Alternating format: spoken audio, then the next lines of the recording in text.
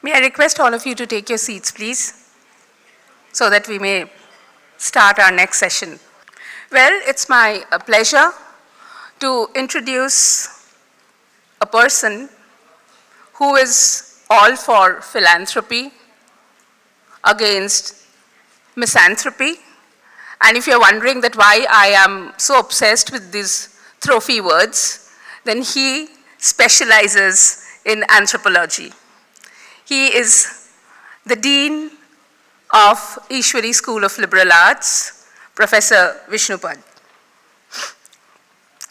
Professor Vishnupad is an accomplished academician and a research scholar whose impressive career spans 2 decades and across 2 continents.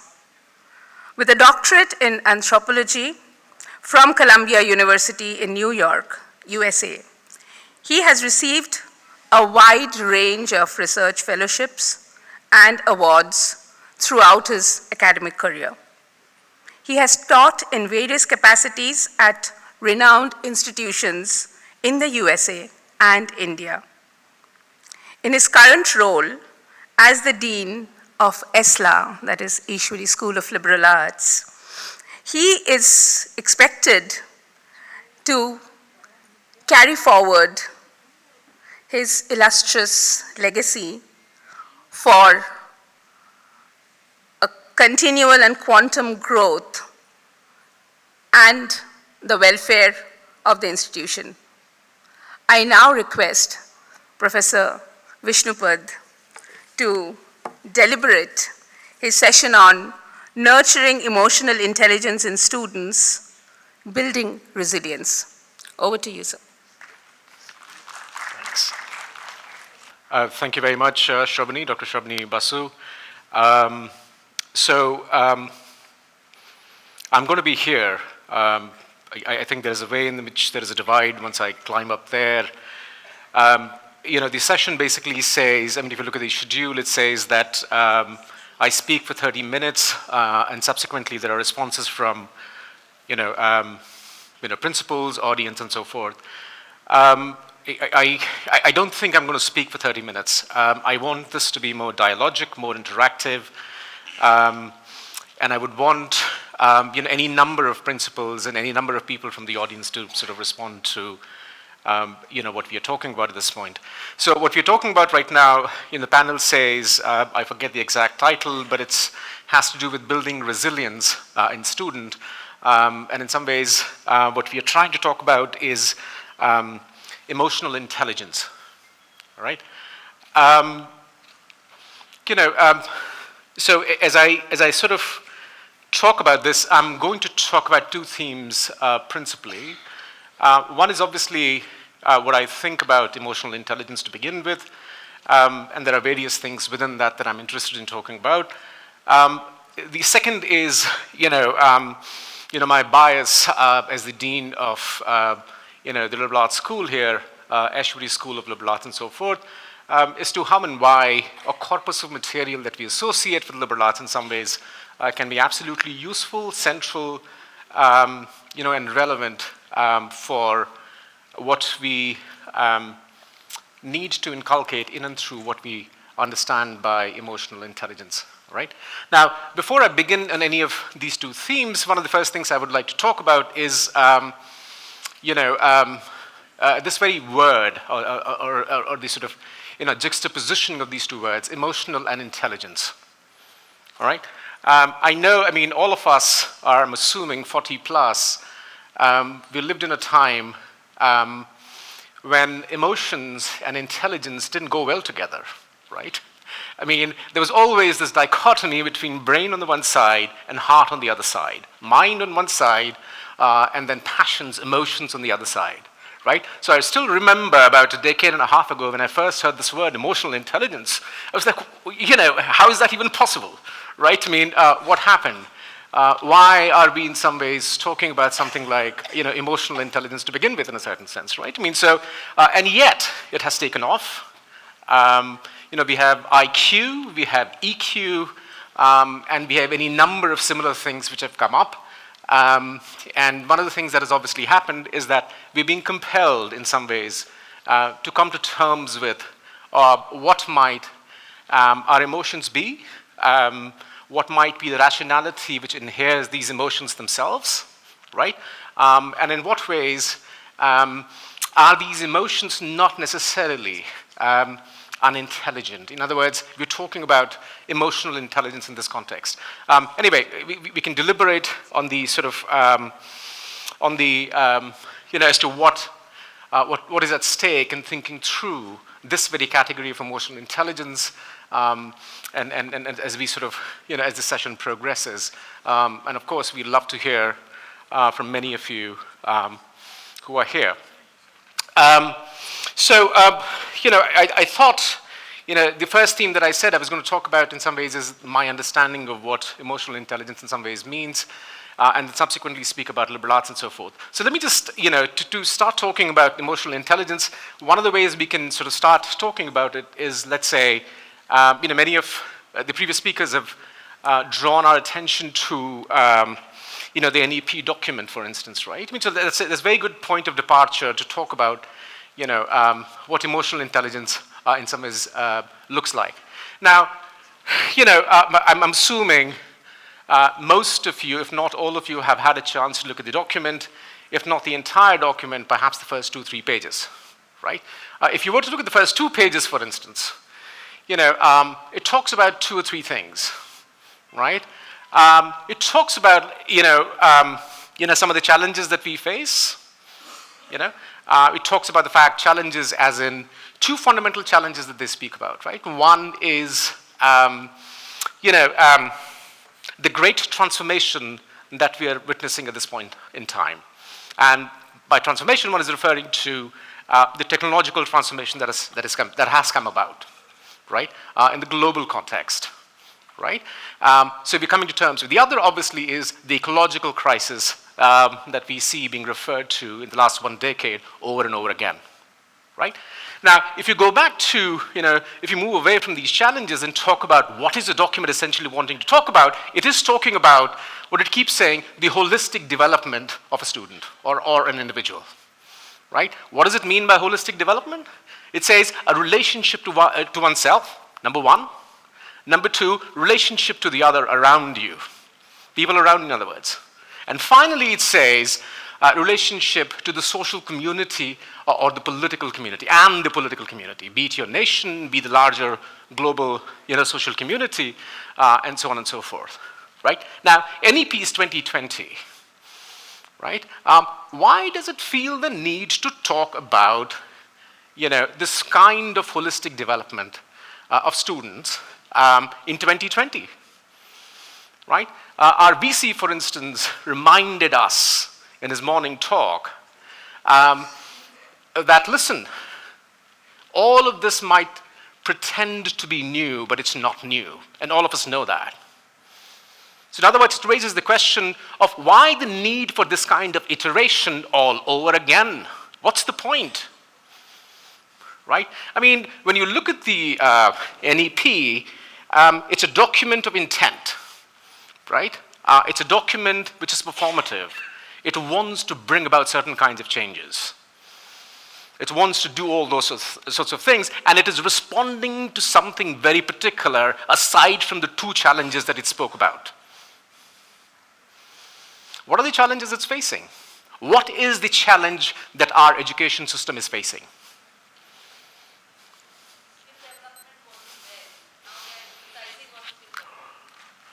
Fantastic. Yes, what else? Emotionally imbalanced. Students nowadays committing suicide whenever their parents are much more focused about their academic parts. Mental wellness. Core values are not mental wellness. Absolutely, mental wellness, yes. Core values are not that much emphasized. When you say core values, what do you mean? Personal, social, emotional awareness of the child. Those are not present in the curriculum. So that also has to be. Can someone get a mic here, please? Can you just, thank you. Yes, please, you're saying something. You don't have to necessarily stand, yeah. One of the major challenges that we are facing as far as the school line or the students are concerned, because at impressionable age they have access to a lot of information and misinformation. And that is leading to all sorts of emotional traumas as well as other things. So that unregulated content which is there in the environment is a major factor for so many other things that are happening. Absolutely. Thank you very much. I'll just try and sort of recapture, with a sort of listing the sentiments that's developed. One last word for the moment. We'll have at least half an hour at the very end to talk about these things. So, the lack of digital minimalism. the lack. The lack. Absolutely. Yes. Thank you. Yeah? Yes. Okay. So, in other words, you're complaining about the digital maximalism, right? Yes, yes. No, absolutely. I mean, I have a 12-year-old, so I know. He's taken day off today. He's at home. He's on Minecraft. And his mother is also here, so he's going to be on the screen for the next 7 hours till we go back. No, I absolutely understand that. No, so, I mean, let me just try and list as quickly as possible as to all the themes that came up here. Emotional instability, in a certain sense, right? As you pointed out, digital maximalism in a certain sense. We expose, in other words, Slavoj Žižek, this Czech philosopher, calls it the plague of information. It's a plague. You have so much, you don't know what to do with it. You're not supposed to know what to do with it, by the way. I mean, we don't know at our age, what to do with that kind of plague of information, right? So in some ways, all these things, and plus, one of you mentioned something to the effect that they're pushed in a certain direction by their parents, for instance. In the last session, one of the things that came up, obviously, was, aside from counseling and having conversation with the students themselves, one of the things that we need to do is literally counsel the parents or have conversations with them, in a variety of ways. I mean, so many of you are from Rajasthan, Jaipur as well, and other parts of Rajasthan. We all know about the Kota story, right? Who are these kids? This year, 25 of them killed themselves. This has been the highest number till now. Last year, it was 15. If you go to Guntur right now, my son studies in one of the schools here. One of the things you would notice is that, the moment I walked into his school, the concerned administrative person wanted to impress me. I'm a potential customer in a certain sense. They want my son to be there and whatnot. So the first thing she tells us, or tells me, is that, we start preparing for JEE, NET, and ET from class 8 onwards. I said, stop. No. I really want my son to figure out for himself what he wants to do with himself. I don't want him to get into that race. There is a way in which we have to give them time to figure out what they want to do. In Kota, I don't know how many of you know, but one of the solutions they found out, of this kind of a suicide, guess what? Suicide proofing the fans. I'm not kidding. Suicide proofing, it's a phrase, suicide proofing the fan. You know what that means? Yeah, please tell us, what does it mean? As the child hangs, the man comes down, it's with a spiral. Exactly, they put a spring or a spiral on it so that if the weight exceeds 20 kilos, it does not hold up. And that's the solution. No, let's be fair, that's not the only solution, but that's one of the immediate solutions that they came up with. I mean, what you can see is that you're trying to deal with a bullet, a bullet wound with a neosporin ointment. That's what you're trying to do when you try and do that.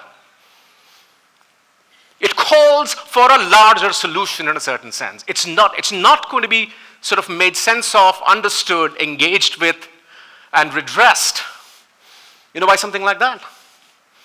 As I said, to be fair to them, there were other measures that were taken. Last year, they tried to do that, by the way. It didn't work. There are 3 hostile associations there which are very large, which refused. This year, because the number went up by 10, last year it was 15, This year it was 25. And so what they did then was that district administration got in and said, you will have to do it. And so they're doing it now. Aside from putting meshes on the balconies and all the places from where somebody can jump out. All right? What is not being dealt with, however, is the fact that there is this extraordinary rush towards engineering and medicine all across India, more so in some parts than in other parts of the country. All right? I went to grad school in US. I taught in Azim Prem University for about 11 odd years. In social science, in my grad school in New York, about 25% of people, or grad students who came there, had engineering background, and they left engineering and came back to social science. If you go to ask them, why did you do that? Is that I got into engineering and so forth because I was really good at numbers and whatnot. I cracked the exam, etc., but I really didn't want to do it. That's not where that's not what I'm about. And so they left that and they got into this. You go to Azim Prem University, I taught there for 11 years, right? About 30% of students who come to the master's program in School of Development and then a School of Public Policy and Governance, 30% of students are ex-engineers who work for 3-4 years and they leave that space and they finally get into the master's program. Why?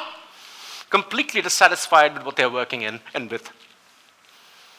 So it raises a series of concerns then about,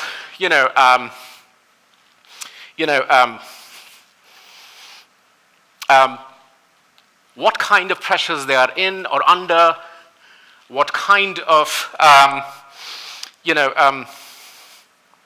decisions that they're taking, or decisions that they're not allowed to take and whatnot. And all of that in some ways happens, so far as they're concerned, at the level of high school that they're in, and they're subsequently drawn into these various educational institutions and whatnot. Let me just ask you, in this context, and please, some of you have heard me before, my colleagues from, my school, as well as, the SRM University, Dr. Shiva. I've been to some events with him, and I've talked about these things earlier, so my apologies in advance. Let me just ask you this question. I'm assuming all of us are, teachers here, and probably have read, Gandhi's Hind Swaraj. If I were to ask you this question, what is Gandhi really saying in Hind Swaraj? What is he saying? I mean, any one of you can respond. If there's someone from teaching civics, politics, social science, and whatnot, I would think that they would know this response to this question better. But if someone were to ask you, what is Gandhi essentially saying in Hind Swaraj? What will you say? And of course, all of us know, that any text, leads, can be read multiply in a variety of ways and whatnot. So interpretation of it can be widely, diverse and whatnot. But even then, I would love to know what you think as to what Gandhi's Hind Swaraj is talking about. Yes, please. Yeah. Very good morning to all esteemed educators here. As per my knowledge, Gandhiji said about Hind Swaraj is the Swaraj means our own Raj, and we have to think about from heart and soul. Until we are not free from heart and soul, we won't be able to get the freedom. So freedom comes from within, not from outer. So if we are looking for the freedom, we want to come out of his cage. So first we have to train our brain to be free. Then only we can be free. So this was the motto behind Hind Swaraj. I will pause for a second. I absolutely loved your response, but I'll tell you the reasons as to why. Are there others who want to? Yes, please. Society, which was given to us by the Britishers, and he talks of actions to be taken to do a flip side of it. Critique of modern civilization. The metaphor for modern civilization, so far as he's concerned, is the industrial civilization, which he talks about continuously on and on through the entire text. Who else? And it begins there, the Swaraj. That's what she also said. I think it's absolutely right. I'll try and elaborate on why that is absolutely right. But if you want to say more, please go ahead.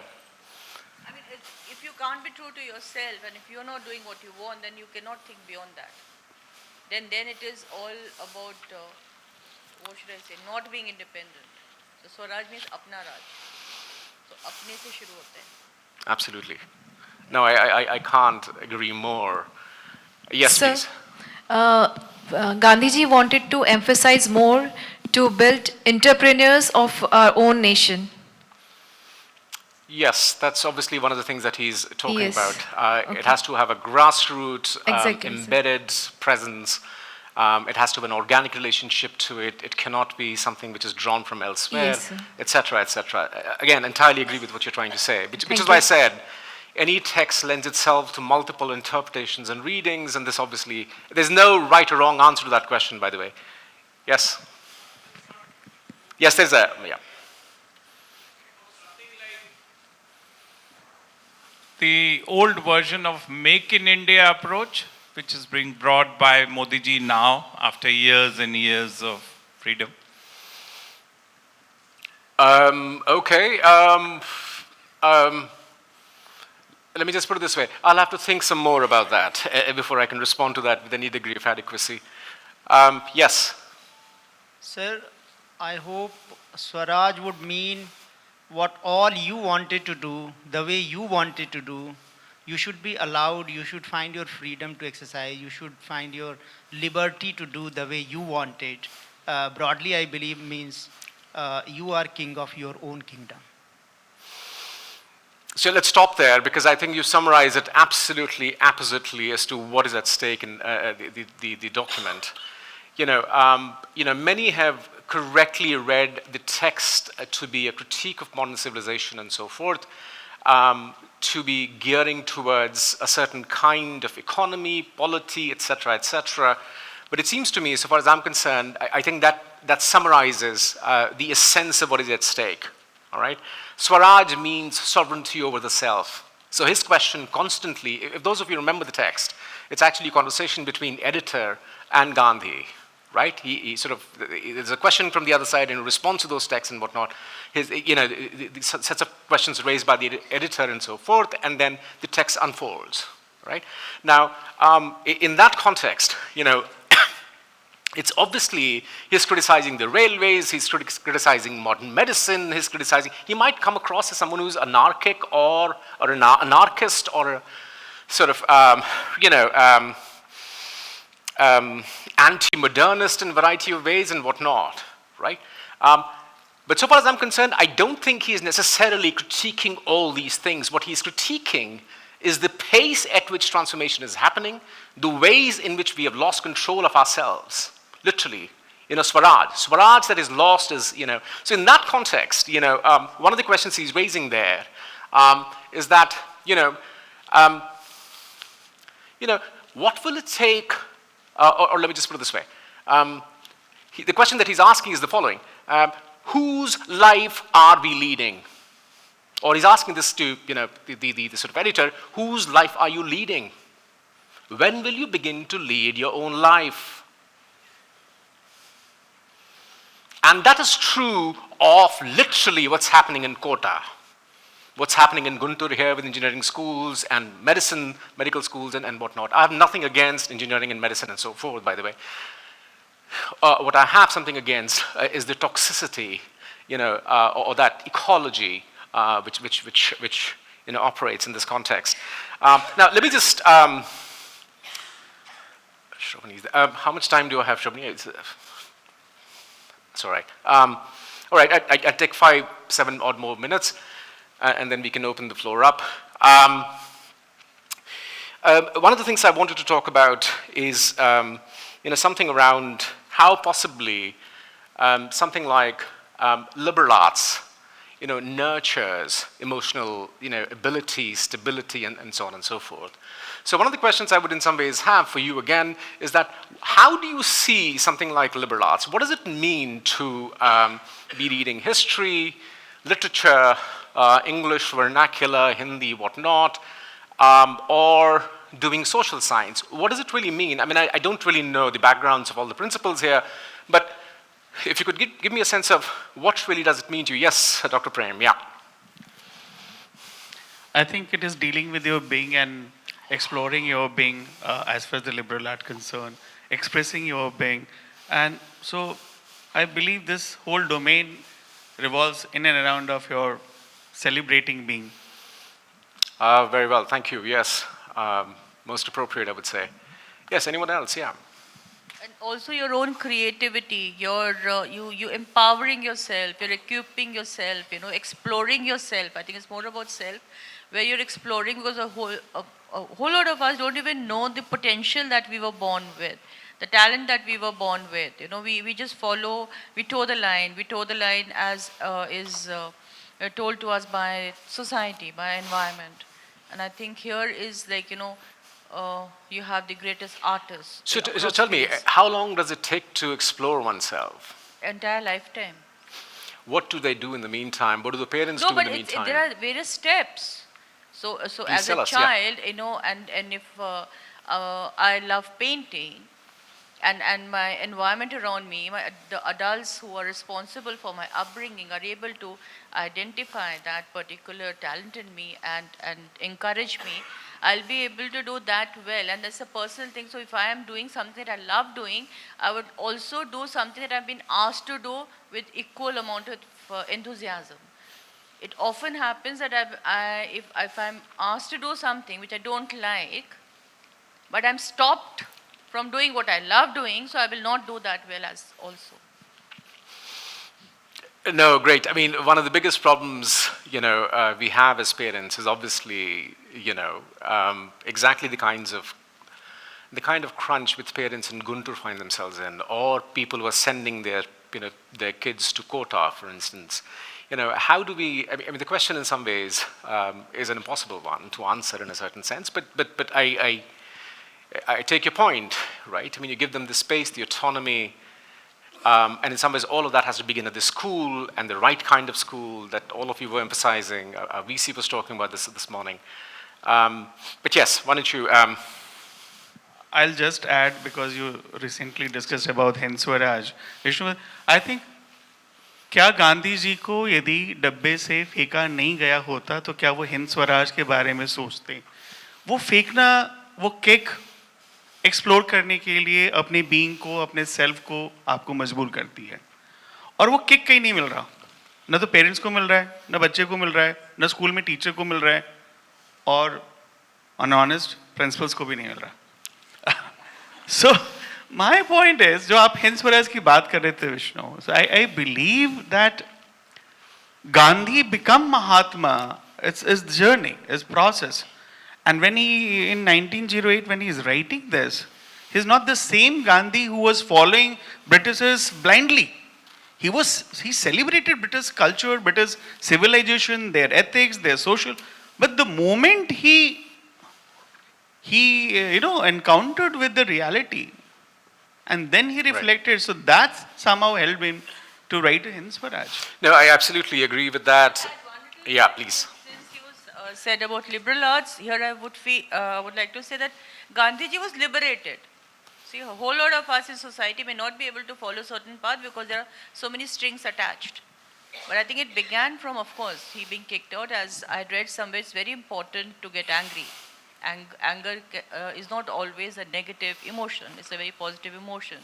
So, and this is the incident that was given because Gandhi got so angry and he... no, absolutely. Anger always gets bad press. But then he was liberated. So if you talk right. of liberal arts, right. I think this is a true example of a liberated soul who had no strings attached as such.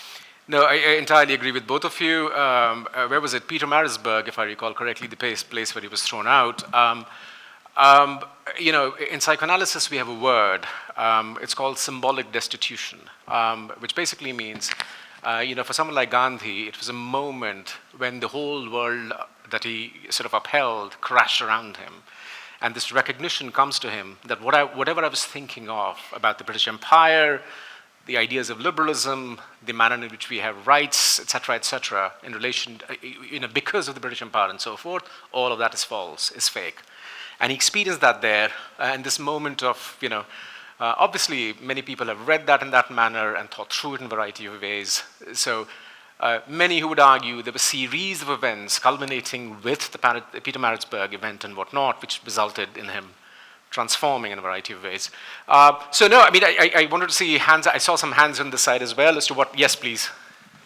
I would say liberal arts is more to me, if I understand, it is more to me a person, an individual being liberated to pursue their passions, their desires, and being respected for it, and have it developed as a skill that can further lead to, quote unquote, the rewards, and however we want to term the rewards as. Right. I mean, obviously, as I was trying to say, I mean, there are no easy answers to these questions, right? I mean, in my case, for instance, fortunately, I had a father who literally didn't want me to be an engineer, which is a weird thing. I mean, he literally took me to the Rourkela steel plant, showed me the place and said, do you really want to be here? I mean, and I said, of course not. I mean, I was at that point looking at the Brilliance tutorial. I don't know if you know, late 1980s, and Professor Arora would know Agarwal, brilliant tutorials and whatnot. So I had bought all of those things, but late in my class 11th, my father took me there. He didn't want me to be that. I mean, he was a civil servant himself and did it through liberal arts and whatnot, so he wanted me to follow that route. So literally, in my case, I think I finally knew what I wanted to do when I was 28. That's too long a period for parents here. I mean, there is a way in which they have to take a decision. Or, in my case, I was lucky to get some kind of scholarship to go off to US to do my PhD, so I ran. The first time I got a chance, I just ran away from here. So I was very fortunate in that respect. I'm not sure, I mean, different people have different trajectories and whatnot, but there are no easy answers to sort of these sorts of questions and whatnot. I mean, liberal arts, so far as I mean, if you think about it, there are two kinds of systems of knowledges, right? One would be, let's say, a bank vault version. You learn something, you learn about the AI, you learn about, you acquire similar kinds of skills, right? You open the bank vault, put it in there. Whenever you need to sort of show it, furnish it, exhibit it in front of your potential employer, you take it out and say, look, I have got this, I have a certificate in AI and whatnot, hire me. That's one form of knowledge, right? The other form of knowledge is something else. Other form of knowledge is about who you are. Literally knowing oneself, critically, ethically, emotionally, and whatnot. That's how you know yourself as to who you are. It is that knowledge that we want to, in some ways, nurture. I mean, this whole event about, you were saying about, Gandhi going through this moment when he was thrown out. There is a testimony from 2023 of this parent whose two sons were in Kota. The elder son kills himself. It's tragic. If you read his words, it's incredibly unfortunate. He immediately gets his younger son back. He says that I didn't know what he was going through. If I knew he was going to do this, of course I will not have sent him in the first place, to that place. But the amount of competition, that's there, for these small number of seats and whatnot becomes sort of a huge, issue in this context. Let me just try and quickly wrap up what I was trying to, a couple of other things that I wanted to talk about here. I mean, the point of liberal arts in some ways, aside from all of that we've talked about, has literally got to do with the fact that, things are not clear. There is a way in which when you do natural science, you have a ball in your hand, you throw it with a certain force, you can tell exactly where it will be in a minute's time, depending on inertia, friction, force that you've thrown it with, and whatnot. So in other words, you can precisely tell what is at stake, right? How far the ball is traveling. I mean, and that it's fortunate that we can figure that out, not least because when you're shooting a sending a rocket in the sky, it lands in the moon, otherwise, we're in trouble, right? I mean, so obviously, we can tell precisely, what's at stake. All right? But I'll tell you a story here, and I'll ask you a question. And apologies to Professor Bharadwaj, he's heard this story before. It's the violence story. Some of the others have heard the story as well. Now, you give me the answer to that question, which is why I think liberal arts becomes interesting and useful. All right, there's a guy who makes violence. All right, there's a guy, he's a violin maker. All right, now, he comes to you, you are the judge, let's say, all right, and he brings along with him 2 other people. All right. One guy amongst those 3 guys says, listen, please give me this violin. I'll sit in the street corner here and play it, and I'll feed my mother, my father, my 2 kids, and my wife. Right? The first guy who made the violin, the second guy who can play it, make some money, sitting in the street corner. There is a third guy who's there. He says, Judge listens to him play the violin. He's like, my God, violin is made to be played like this. Now the question for the judge is, right, who would you give the violin to? And let's say you are the judge. Professor Ranjit, tell us. No, you were listening very, very intently, so I thought I might as well ask you. No, please. Sorry. The word might be given to the person who's taking it as a profession, like earning. You mean second guy, you're saying? Yeah. But I made it. How can you take my violin away from me? What structure of law are you talking about? I don't want to give it to you. Or the second guy? Sorry?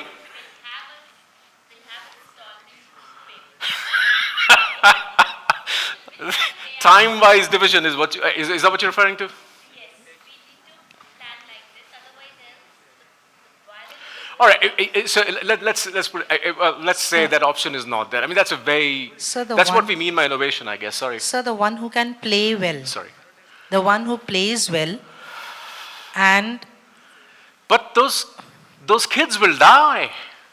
Not to mention the parents, they're old. So if you have that caliber to do, that was a talent which was within him, and if he does not show what he actually knows, it's useless. So in some ways I would entirely agree with you. And I've mentioned this earlier. If you were not to, if A.R. Rahman were working in HDFC instead of playing music, our imagination of music will have been very different for the last 30 odd years. I entirely agree with that. So I've talked about this very often. Those of you who play cricket, many of us do, if you watch someone like Brian Lara bat, if this guy was not given a bat, the art of batting in the global cricketing scenario would have been impoverished.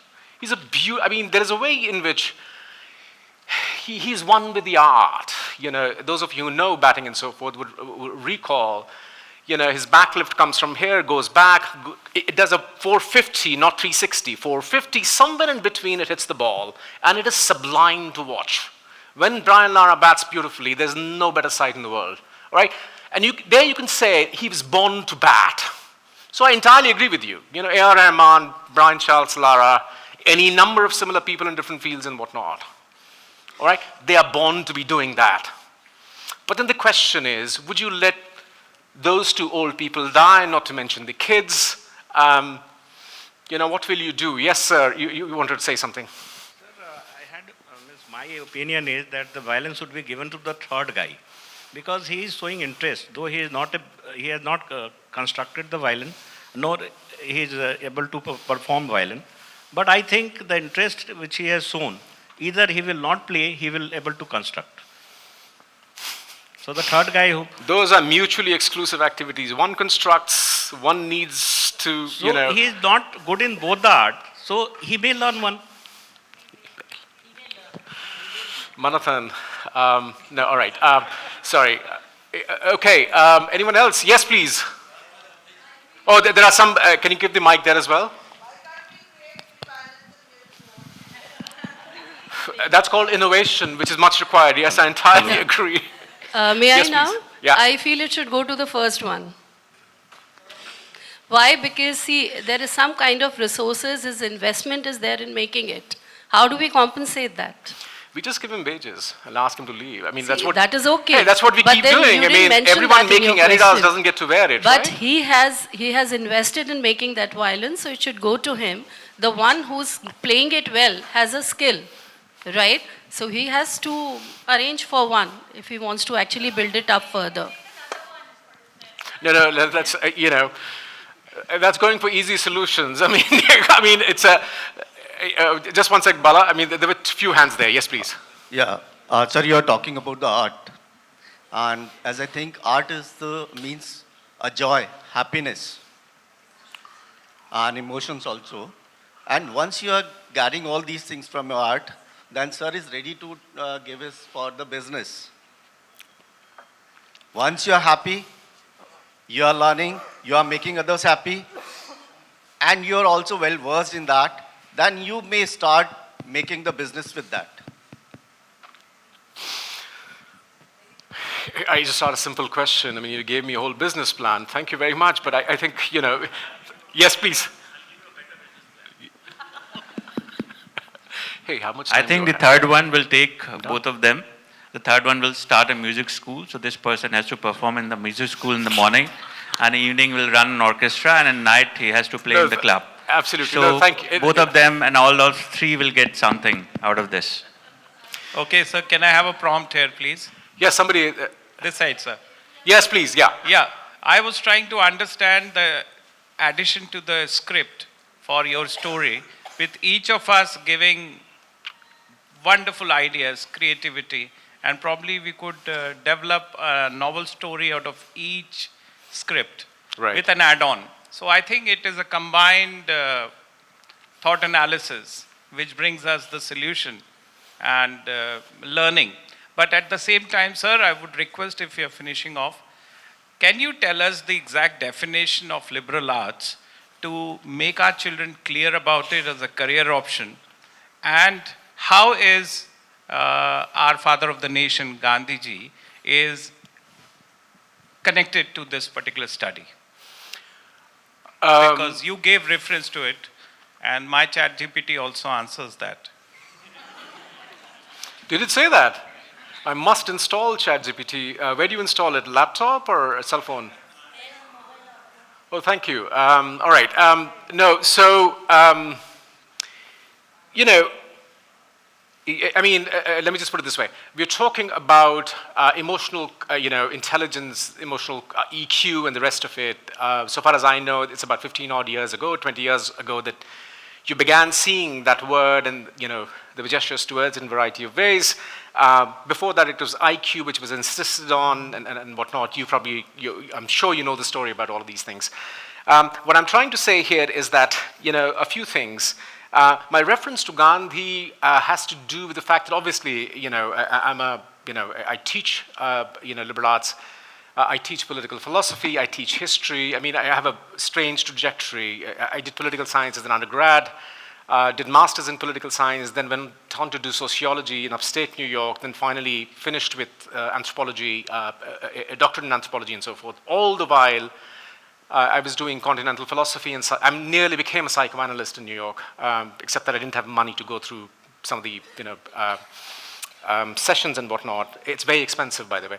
Now, my relationship to Gandhi in some ways has to do with a recent reading by a friend, I mean an older friend, but he's a very famous academic in New York.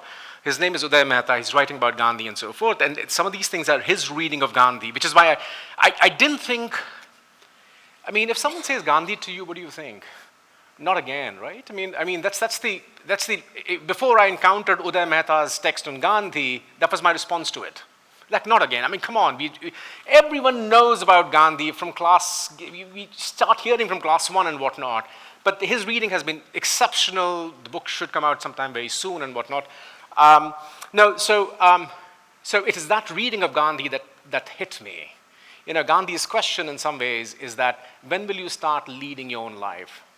I mean, he articulates that in so many words, because Gandhi is critiquing the fact that what are you running towards? I mean, that's what he's asking. What are you running towards? Who do you want to be? When will you start becoming yourself?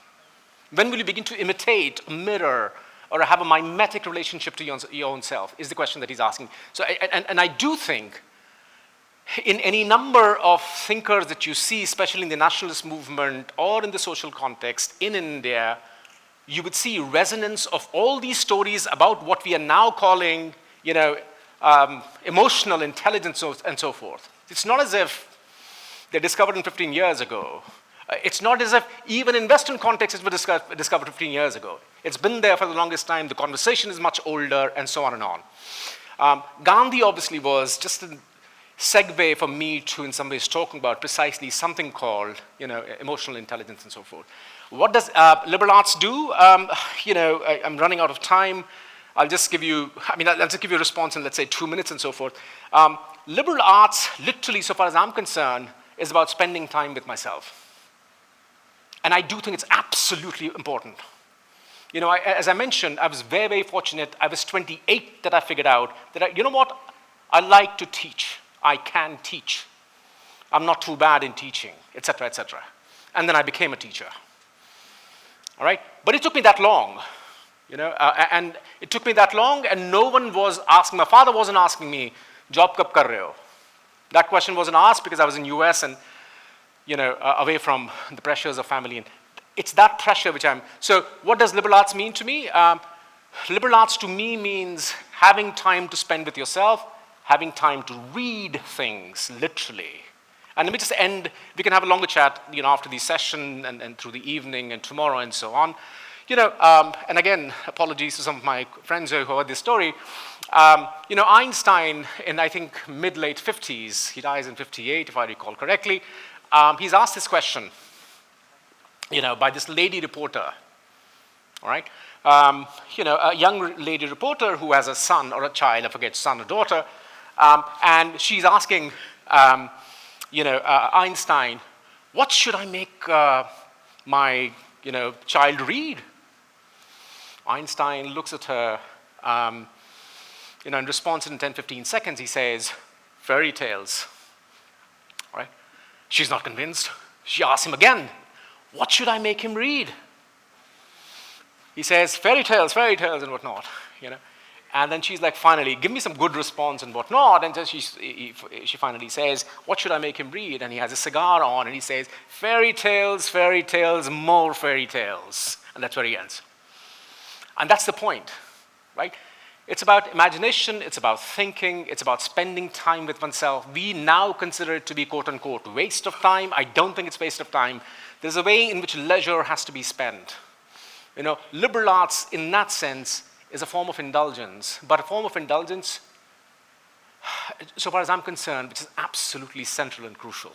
And it's worth it. Which is why here, for instance, with the help of NEP, we have a larger canvas of liberal art courses for engineering students, for management students, and whatnot.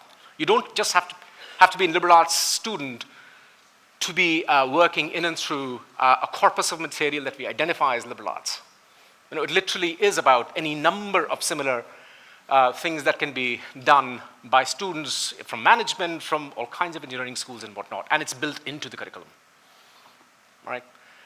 Sorry, we have run out of time, I guess, right? It means we should probably stop. I know there are different people. Sorry? No, that's the point. There is no easy answer. It's not a ball that you can throw and figure out how far it has gone. And that's the point I'm trying to make. Questions in life do not have simple, straightforward answers. They don't. You deliberate. You come with this, business plan, for instance, like the gentleman, gave an elaborate one to us, right? Maybe it'll work. Some of these do work. Of course they work, right? One of the ladies there basically talked about, she almost came across as Marx to me. She said, the guy made it.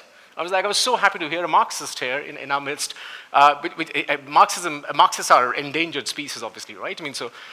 Sorry, you're going to give it. All right, I think I'm done. So, Thank you very much. My apologies. I wanted to solicit some of the opinion, but we will have time to work it through. There are a couple of other people I wanted to get some responses to. Thank you very much. Yeah. We'll begin the afternoon session with a panel discussion, and I would invite the panelists to come to the dais, please. So we have Mr. Siddharth Shankar Tripathi, Director, Entrepreneurship and Innovation, SRM University-AP. Sir, may we have you on the stage. Dr. George, who's a Professor of Practice for PSP and Associate Director, Outreach. May I request Dr. Nidhi Nijhavan, Principal GD Goenka Public School. Ma'am, could you please take your place on the stage? Ms. Manisha Antwal, Delhi Public School. Dr. R.K. Srivastava, Maheshwari Public School. Dr. Jayan Chaudhary, the Cambrian School. And Mr. Prem Kumar Ojha, Gateway International School. Sirs and ma'ams, welcome to this session on fostering student entrepreneurship, empowering tomorrow's innovators through educational guidance. Before you begin, I would like to introduce our Director, Entrepreneurship and Innovation, Mr. Siddharth Shankar Tripathi is also a parallel entrepreneur with 7 global ventures, the last one being Skillizen, a life skills company in 7 countries. He has extensively researched at the Harvard University on educational innovation and social entrepreneurship. And I would request all of you to introduce yourself or add something more to whatever I have said, and then we can kickstart the discussion. Thank you. Good afternoon, everybody. I'm Manisha Antwal, and I'm heading Delhi Public School, LDCO branch in Lucknow. Majorly, my journey in education, I'm completing about more than 30 years now, and it has been with DPS only. Earlier, I was there with DPS Dwarka in Delhi, and majorly my working has been in Delhi. Now I have shifted to Lucknow, and I'm heading a Delhi Public School in Lucknow now. That's all about me. Thank you. Good afternoon. This is Dr. Nidhi Nijhavan, and I'm a passionate educator, though came into this profession more as a chance than as a choice, being married to an army officer. And at present, currently, I am heading GD Goenka Public School, Gurgaon, and being an alumni of Delhi University, born and brought up in Delhi, and I love what I am doing. Thank you. Good afternoon, everybody. Before being the Director of Entrepreneurship here at SRM, I have a parallel life as an entrepreneur for last 2 decades. And all this while, I have entered this world of entrepreneurship thinking that entrepreneurship is what its dictionary meaning is, which is it's a French word which typically means somebody who takes risks. But as an entrepreneur over the last 20 years, I have come to disagree with this definition, and I feel this must have been a Sanskrit word which means antah prerana. Somewhere from our innermost corner, there must be an inspiration that drives the entrepreneur to solve, to find something better. And that is the spirit which we try to imbibe and inculcate among our students across disciplines at SRM. And it's exciting to share how we do it, and at the same time take the inputs from where actually the source of entrepreneurship begins, which is at the schools. So I'm excited to be here with all of you. Good afternoon, everyone. Dr. R.K. Srivastava. I am principal at Maheshwari Public School, Ajmer. I am working there from last 10 years. and the central idea of learning as teacher educator and as an educator is just learning to learn. And also I believe in the concept that instead of knowledge seeking society, we should move towards wisdom seeking society. Thank you. नमस्कार आप सभी को I am Prem a principal of a Gateway International School, Sonipat. I'm exploring self, I'm exploring Indian education to its core and trying to learn as much as possible. And this is what I love. Thank you so much. Looking forward. Dr. Jain Chaudhary. I have an experience of almost 30 years, and I've been principal and educator in different regions of India, as well as worked in Nepal, from Odisha, Kolkata, Delhi NCR, Bahadurgarh, and right now I'm in the hot city, the city where everybody is looking up to, that is Ayodhya. I'm working there as a principal for past 5 years. The school name is the Cambrian School. As this one, I think we will come to this point, no? We will discuss. So it's my belief is that whatever I'm doing right from 5 years, I make things very simple. I don't go into internal depths, बड़े points, 21st century skills, ये सब कुछ भी नहीं. एक जो बहुत साल पहले एक मूवी आई थी, that is मुन्ना भाई. तो उसमें एक छोटा सा सिंपल एक वर्ड था कि जादू की छप्पी. बस एक छोटा सा जादू की छप्पी आई जस्ट इनकलकेट और उसमें मैं फॉस्टर करता हूँ अपने स्कूल में. And hopefully when anybody visits my school इन अयोध्या, वो आपको नजर आ जाएगा. And I will prove it also. Whatever my words are there, we need to prove this also. Thank you very much. Thanks a lot, everybody. Thank you. Shall I?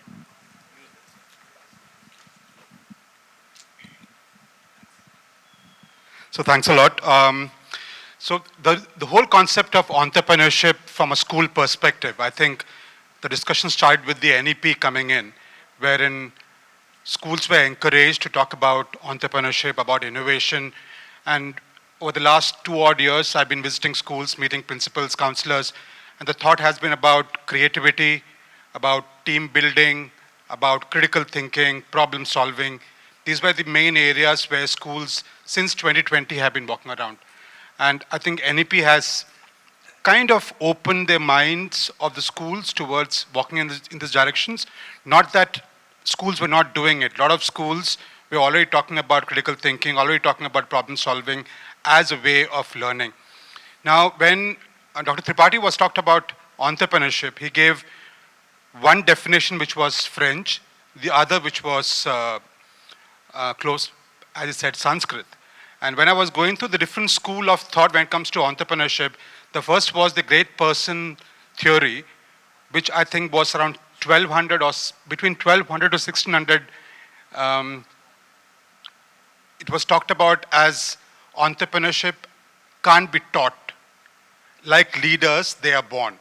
That was one thought which came in.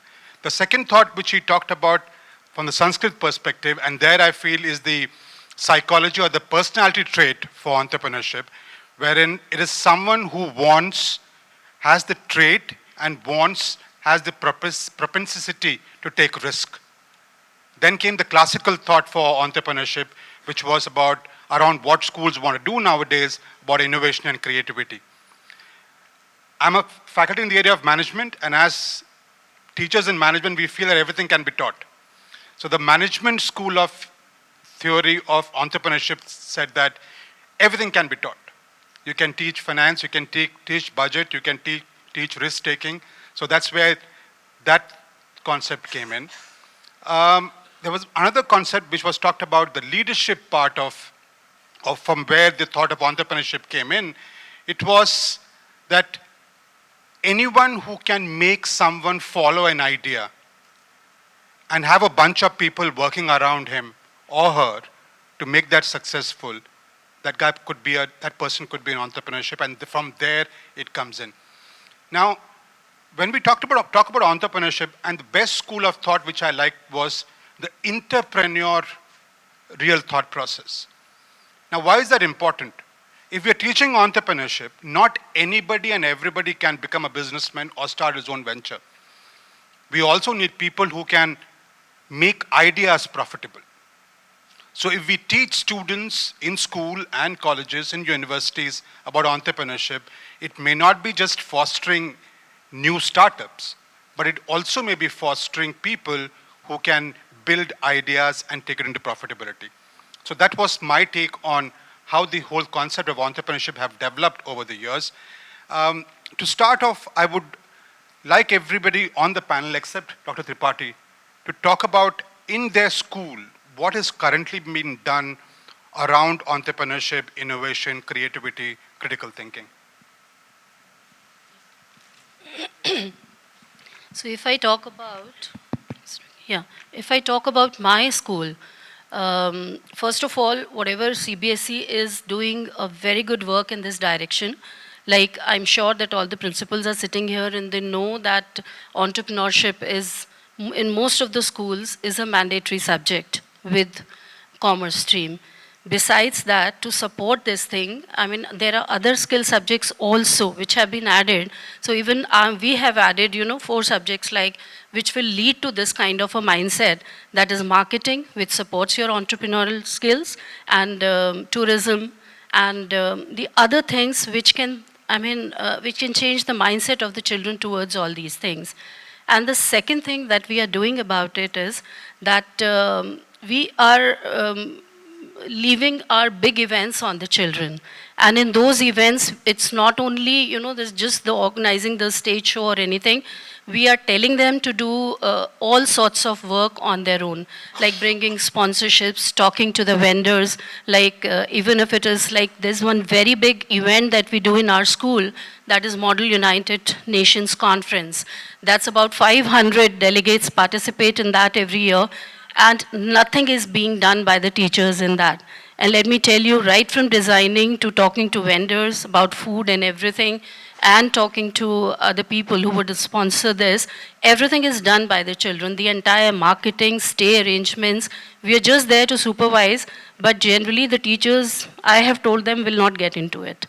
We are just looking at it, that they're moving in the right direction. Wherever they feel that they're going a little out of the track, we correct them, and everything is done by them. And I can vouch for the work that they are doing. I mean, if I could have shared it with you, I at times feel the kind of designing and planning that these students do, that's basically done by 11th and 12th grade students, that is the kind of work that it is difficult for getting this kind of a work done even by the teachers. Excellent designing, excellent marketing of the event, and we even create a website for this. So everything right from scratch to the top is done by them, and in fact that's a very good way of developing all these things, the entrepreneurial skills in the children, because they're learning everything out of that. At times the parents also feel, because it's taking a lot of their time, so at times they feel that, that these are 11th and 12th important years and the students are involved in all these things. So then we have to convince the parents that this is something which is building up their personalities later and will definitely, give a different dimension to their career. So that's what we are doing in our school. We're promoting it in different ways. Thank you. We at our school, as ma'am very categorically mentioned, that yes, entrepreneurship as a subject is definitely being taught in the senior secondary classes. But then right from grade 6th onwards, we have introduced critical thinking and of course entrepreneurship skills leading to that. And we have clubs. We have tied up with the Bureau of Indian Standards, and we have started the BIS clubs in our school, wherein we are giving students different projects. And what we have done is both the carnivals, the Diwali carnival and the winter carnivals, are being headed by the students, and they are creating and they're turning these carnivals into profitable venture. As in, we could, we are I'm very proud to share that my students are doing phenomenal work there, and we are earning for the school and giving them our promoters a part of it after everything they are. I mean, there is a proper committee that is made, which is headed by our grade 11th and 12th students. And of course, we have students right from grade 5th onwards, 6th onwards, who participate, and everything is being done by them. So these are different things. We've also started the financial literacy program in our school, and our students are also writing books and all. So we have there's a different books. They are not only writing it, then they are on the Amazon and all. They are even having it marketed. So these are the different ways and projects that we are doing, and I wish that we had done all that way back in our school. Then maybe we would have a different chapter to write in our lives. So definitely, we are working towards it. I'll give it. Okay.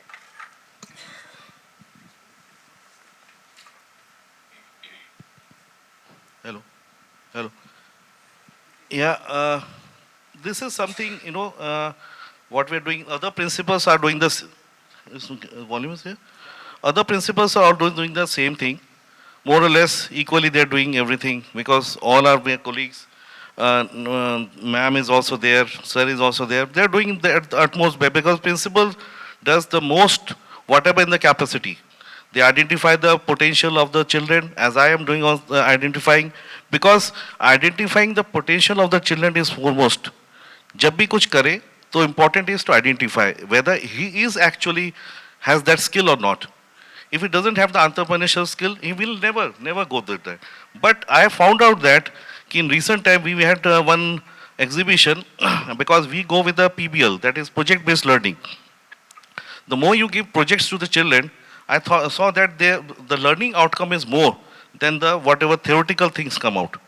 So last 15 days back, there was one exhibition, and this project, all the projects which was done in the 1 year, it was showcased there, and you wouldn't believe that the students have done extraordinary, outstanding work. I would have given that fix to Akshay. I thought that I should show this, what has been done by the school, because that gives a impact that whatever we are saying, yes, we are doing that. For example, I gave it that because you know very well 22nd, we are coming with the Ram Mandir opening up, and we gave a project to our children this time that ki aap log Ram Mandir jo hai, because you are in Ayodhya, you should at least know that Ram Mandir bana kaise hai, kya hai, you should know everything about this Ram Mandir. If something people outsiders should come. Believe me, they have built that Ram Mandir, beautiful Ram Mandir. खुद बच्चों ने out of scrap with newspapers and this one, nothing of thermocol or like this. They're beautiful. I would like to show this picture tomorrow. Definitely I will bring that, and you can see that the paintings were outstanding. The innovation, the scientific innovation without AI. This not without, not with the robotics. Because I believe that innovation comes out of crisis. जहाँ पे कमी होती है ना, वहाँ पे innovation होती है. And we are a big cities. We are not a cities like Lucknow, Mumbai, or this, because something are not available also sometimes. But the children have done outstanding. They have created this one, क्या कहते हैं, one sensor-driven earthquakes. जो earthquake हुआ था, वो क्या कहते हैं, tunnel वाला जो हादसा हुआ था, where the tunnel का भी उन्होंने detectors, they have done earthquake detectors. Then there was a smart road that they have built, they have made. That is, once the car passes on, when the car is in, then the lights will be on, and once the car is gone, they will build that sensor driven. So for a school like us in that is a very really achievable for us. And another thing that regarding entrepreneurship, sir, Josh, sir, I would like to say that class 12 students, what they have done, 4 of the students, they made a teamwork, and we have given the financial literacy and all the entrepreneurial skills with some of the resource person from outside. They have guided them, and what they did is that they have got a corpus of 5 lakhs. They arranged that by themselves only. And they have created one, this one, guidance center for COT, coaching one. And these children believe won't, and they have also gone through the Delhi University. They have cracked that university examination, and as soon as that, they came in the 4 months back, And sir आपने जो बोला था मैंने कर दिया. मैंने how come? कि ये क्या किया कि we have created one company, LLP, and they have registered. I asked them what is the registration number and how did you did the trademark and everything. They have done everything, and they took 5 lakhs in the first year, and they got a profit of 4.5 lakhs. There's still deficit of 50,000, but I think that is really appreciable because students have done that, shown that whatever in the theories, but they have done it. Another person, though it's not with entrepreneurship, but he has become entrepreneur, of course. One child, I know, if last year's Indian Idol, if you have observed everybody, if you know that there was one guy, Rishi Singh, he was from Ayodhya, he was from my school only. तो उसका भी एक potential था, and he has always was not good in studies, but he has that skill of singing, and he had the skill of forming one band also. So after winning the Indian Idol, now what he has done, he has formed a band, and now he is doing very good in his own field, and he has formed his own company. So what is this? This is what we want as a principle from any school. After class 12, you should be an employable guy. Employable education is the foremost thing, I think. जितने भी पढ़ाई कर लीजिए, कुछ में अगर if you're not employed, I think it's no worth of studying and getting marks even in 99 or 100%. That is on papers for one day, but employable education gives a lifelong running every year. Thank you very much for this. So there are two aspects which I wish to share here. One from the perspective of a school, which you have asked. As far as the gateway concerned, we have started a program called Intern Shala from grade 9 till grade 12. And it's a mandatory program for each and every child. For example, 12th commerce, we have made it mandatory that you have to learn that's the accounting skills. And so you have to SAP and Tally. So this is a mandatory program for 11th commerce and 12th commerce. And for that, they are being given a credit, so score. And similarly for science, for bio, respective field, with the non-medical and medical, it is mandatory for them to do a 15 days internship program. And we do collaborations with the peoples in and around of Sonipat and make available these programs to our children. But from grade 9th, it is mandatory, they have to do it.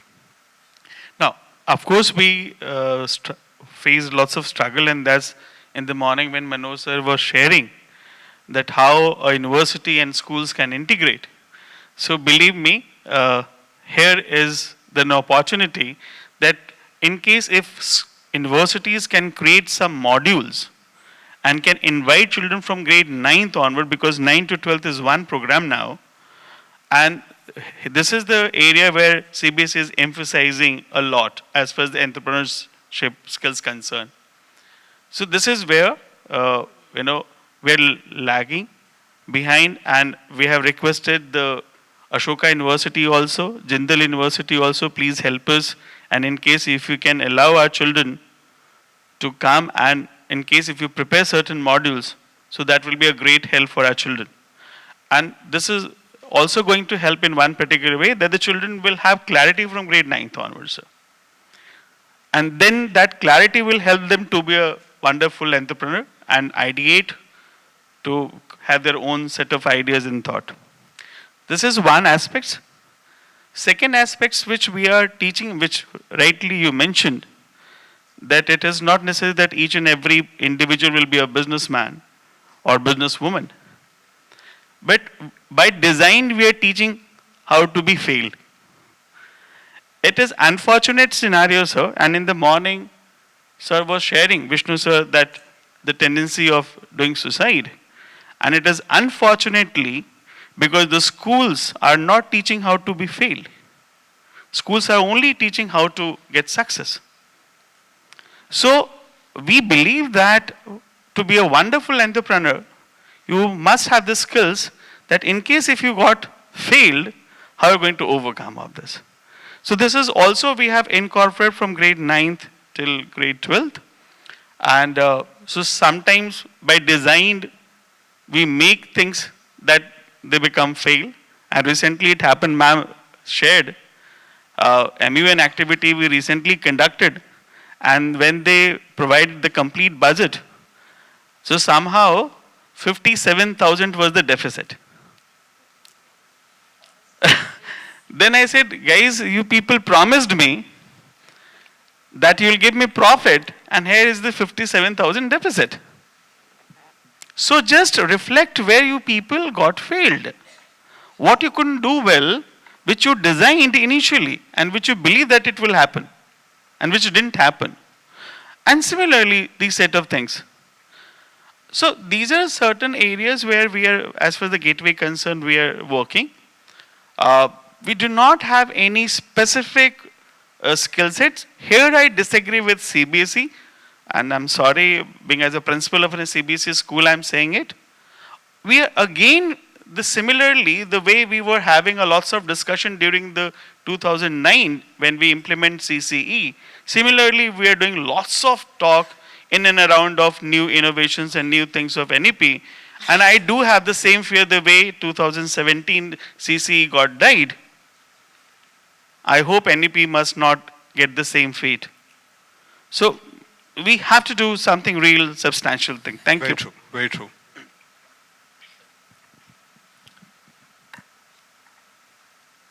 Sir, as many of the panelists, they have already added value point. At the outset, I would say, after having studies completed, only we have two choices. Either you go to service or you go to business. One very, very small activity I am telling, which is happening in every school. And such a small activity, but then as far as concept entrepreneurship is concerned, I feel so beautifully taught, fed. Children are putting stall. So many activities related to business. How to fix prices, how to negotiate, how to add value point so that they can sell their items, how to earn profit, and how to finally prepare entire report. So this small activity fed is a very small activity, and I doubt is there any school where this activity is not conducted. Number two, CBSE has introduced, long back CBSE introduced one very, very professional course in class 11 and 12. And it has, after class 12, direct employability in security and, NSC, BSc market. And the course is FMM, Financial Marketing Management. Long back, I do remember long back, 15, 16 years when I was principal in a very remote area. So this financial marketing management is related to, it's being controlled by National Stock Exchange. And as you complete this course in class 11 and 12, you have wonderful opportunity to become entrepreneurship in the market of equity, in the market of mutual fund, in the market of, debentures, funds, shares, and so many other instruments. So, sir, this proudly I would say, when I was principal, CBSE introduced this course for the first time. I was working as a principal in one of the remotest area of Gurgaon, but I introduced this concept. Children participated in online exam those days in Gurgaon NSC, National Stock Exchange office. The same we are following here at MPS also. Third thing I would like to add, as the world is open now, very much open, students studying in a particular school should not remain confined with that school or that district or that area. So we have rigorously introduced concept of profile and portfolio making.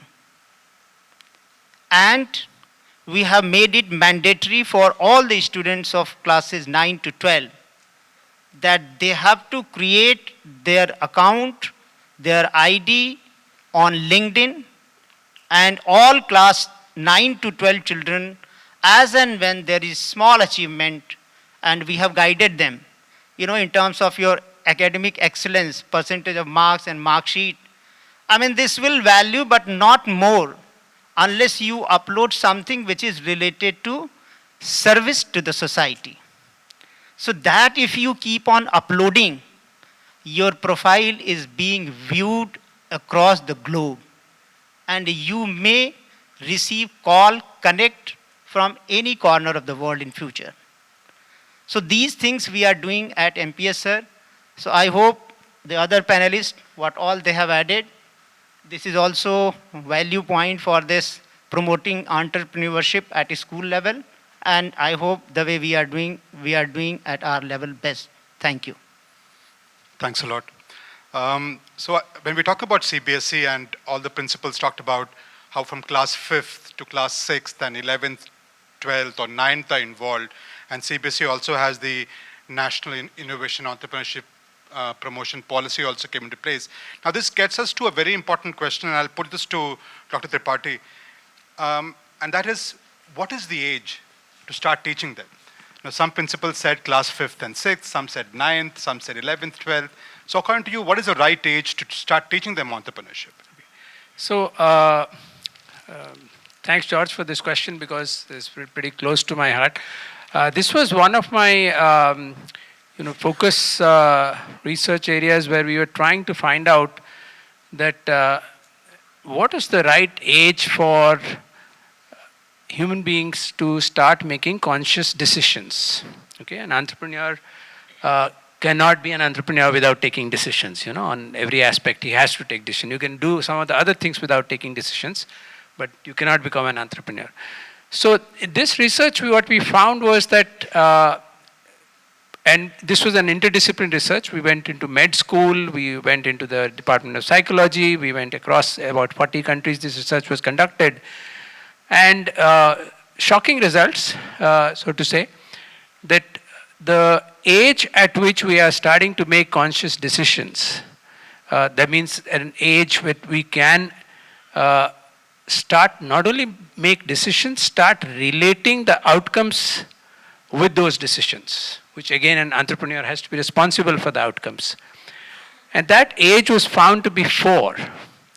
And as early as 4, in fact, if you put some 3 things in front of a child, even at the age of 4, he's actually making a conscious decision of picking up something. And he has his reasoning and analysis in his mind, even if he still doesn't have the language to tell you why he chose the particular thing. Now, that being said, the other shocking part, why schools and principals and this cradle is the true cradle of entrepreneurship, because the research showed it's like a steep curve of this decision-making skill, starts as early as 4, goes up like a hockey stick up till 16, and before 20 it is at the bottom. And for the rest of the life, it languishes at the bottom. So if some of our kids tell us that, you are not learning anymore, they're not wrong. Because actually we stopped at 20. In fact, we stopped at 16. So pretty much this 4 to 16 is the age, scientifically, medically, it is the absolutely right age to transfer entrepreneurial skills. So if we don't start at the schools, we would have missed the bus.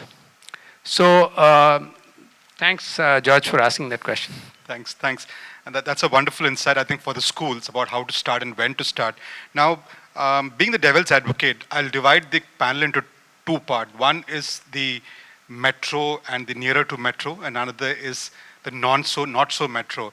And Nidhi ma'am, one question I'll ask you is that for GD Goenka, if tomorrow in a marketing promotion you say that we are teaching kids to be entrepreneur, will parents be more interested to put your kids there? Definitely. There's no doubt about it. because most of the parents, that clientele that is coming to us, are the corporate parents who themselves are entrepreneurs. So definitely they will be very keen, and they are very keen.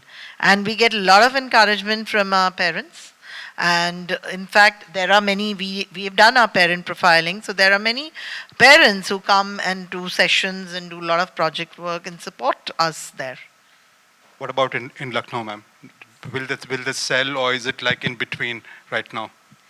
So what I see is that I have worked in Delhi also. I'm working in Lucknow also for past 3 years. I have seen the mindset of parents at both the places.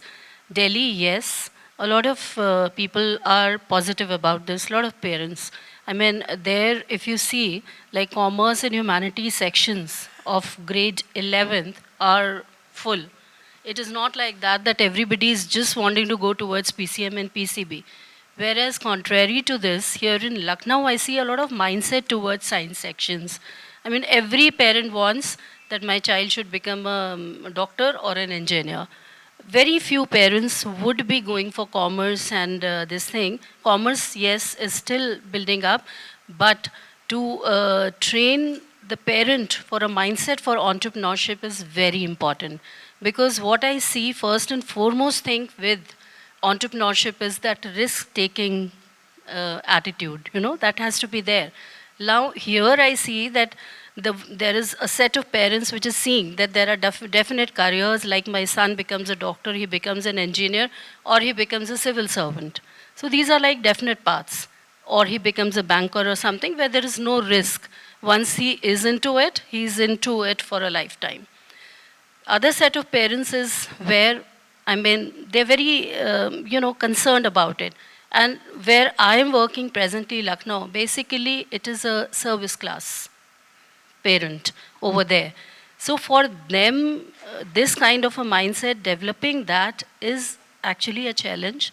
We have to train the parents first, because 80% of the children, when they choose a career or they work towards it, they are working either, they're working under the will and the guidance of the parent. So if the parent is not ready for that yes, all right, that's my son, and all right, you can go ahead and take that risk and get into a startup. There's no need to become a doctor, engineer, or a civil servant. So that parent has to understand first. And in places like Lucknow and all, it is still building up, but we have not reached the kind of target we should have. I think as sir was mentioning in the morning that for the service class, 30th ko salary आई नहीं आई वो बहुत ज़रूरी है. बिल्कुल. So I would like to understand how parents in Ayodhya or Sonipat, the smaller towns, will behave if you're talking about entrepreneurship to them, that we are teaching your kids this as a very important aspect in life. Maybe let's not take it to entrepreneurship. Maybe how do they react if they talk about critical thinking or make them think rightly? Do parents really warm up to such things? See, there are two aspects here. As far as Sonipat concerned, the school which I'm taking care, most of the parents are from business community. But contrary to this, children, they are not opting entrepreneurship as a subject. I introduced this subject just 3 years back, and still I'm waiting for my first batch. Now the reason being, let's try to understand this. There's a new trend in Delhi NCR. After 10th, children, they're going to the FITZI, Akash, and doing a dummy, taking a dummy school. So from 10th to 11th, the percentage of children, the strength of the children become 50%, 40% in your school. And so all across Delhi NCR, you'll find out the similar set of things. Now, so initially when I discussed about the entrepreneurship as a subject, now I don't know up to what extent we can teach this as a subject. But yes, we can teach this as a skills. And rightly, Tripathi sir shared that from grade 4th onward or 5th onward, in bits and pieces, integrating within the curriculum, we can teach the entrepreneurship as a skill set. Now the second mindset, what ma'am said, still people believe that that the fixed income is the right income. I'll tell you, I belong to Bihar, sir, working in Sonipat. I'll tell you one small story of a child, a person who has done post-graduation, is ready to work as an assistant in Delhi NCR's factory and earning 10,000, 12,000 bucks, and he's happy. But he is not ready to start a tea stall. He knows this fact that if he start a tea stall, he'll earn definitely much more than what he is earning as a 10,000. But he does not do that. And believe me, working as an assistant labor in any small factory, he feels that is a good status than selling a tea. And this is a biggest issue, struggle, problem, and developing the mindset among parents, children, to teach this as a subject at the school level. Absolutely. I was going through a research, and it mentioned that the 4 aspects which could decide whether an individual will become an entrepreneur or not, society is also one of the very important things. See, दुनिया क्या सोचेगी मैं अगर ये काम कर रहा हूँ? When Mr. Modi said ना पकौड़ा बेच रहे हैं, so could you see that how it become viral? Pakora बेचेगा ये. What is harm in pakora बेचना? Very true. There is no harm, and they are earning a good amount. Josh, sir, as in my case in Ayodhya, it was 5 years back. There were some certain changes that has come up in Ayodhya. And 5 years back, things were different. Now the things are different. It's because of one of the reason, that is society. School we are giving. It's always we are giving that entrepreneurship. We have made a subject also there. It's not because of school only. Right now, to be very honest, mindset has changed. Business class, there are children who are of business class, middle class, as well as some big entrepreneurs also. But we have seen that over the years, that ki wo quota jana hai, quota factor is still there. And now Lucknow has become a hub, Lucknow jana hai. Then the Akash, Fitji are troubling us a lot here. All the principal are like, I think, feeling the same pain. ये दर्द हम लोग का सबको है, because 11th में जो problem हो रहा है, it is really creating a huge problem to us. क्या पढ़ाएंगे entrepreneur? What entrepreneurship we will tell to these children? This one, क्या Byju's and all this, so वो तो पहले ही entrepreneurship पढ़ा देते हैं वहाँ पे, वहाँ brain wash कर देते हैं. तो all the children are going over that side. So there is a challenge to our side कि हम लोग कर क्या रहे हैं और what children are learning, what the parents' mindset. There's a huge challenge in this because 11th and 12th is suffering a lot, I tell you. And the schooling is. Ma'am, cash तो कर लेंगे तब भी आप नहीं फंस, because their marketing policies and everything are totally different. Yes, because their strategy, this corporate people are going into the strategy. We school principals, we are not going with the strategy. हमको marketing करना है. We are an educators, we have no education के लिए आए. But things are very bleak, miserable in 11th and 12th. To be very honest, वहाँ पे we have to bring a total mindset has to be changed with the parents, foremost parents, and then the student, of course. वो भी their peer pressures, society pressures are always there. In Ayodhya, there is a change because of the tourism that has cropped up. Hugely, बहुत बुरे अच्छे से आया है. So some children has gone right away from 11th and 12th, even the COVID, they have gone for cloud kitchen. Cloud kitchen, they have been opened in the food streets where there, food courts they have opened, some of the students, and they are going for a guide because there's a tourism is coming up. So they are, ultimately the humanities, they have come together. So certain changes have been there in one, but it's not because of that, it's only because of Ayodhya factor, nothing else. But the same story goes with the same panel and the other two principals.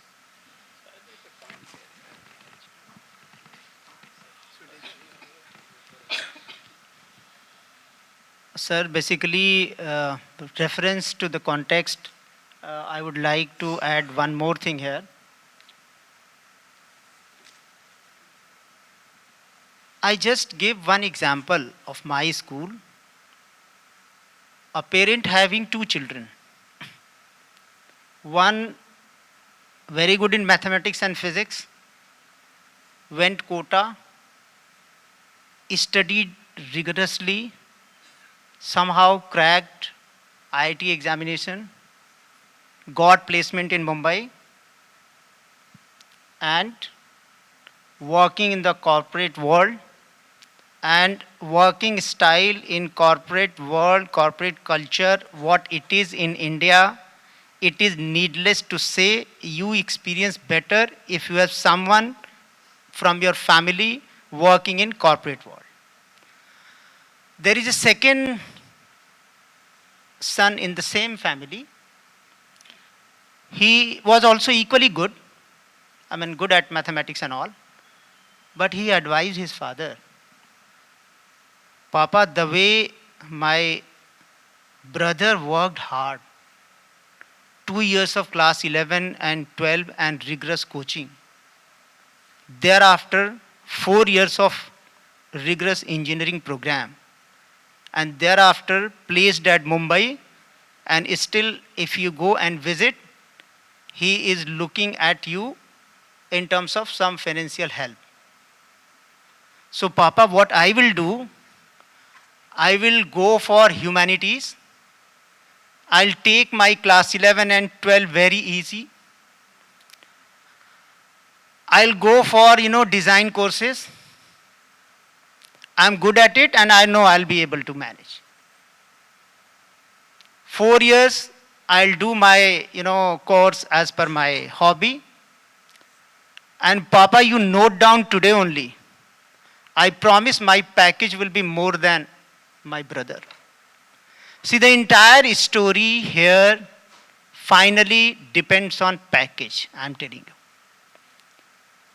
If any engineering student getting offer from 3 companies where one is related to banking, another related to marketing, and third related to core engineering, and package is more in marketing or package is more in banking, child will never apply mind as to which company, which course I studied, which specialization I earned, and the kind of job I am going to join. So sir, to cut short,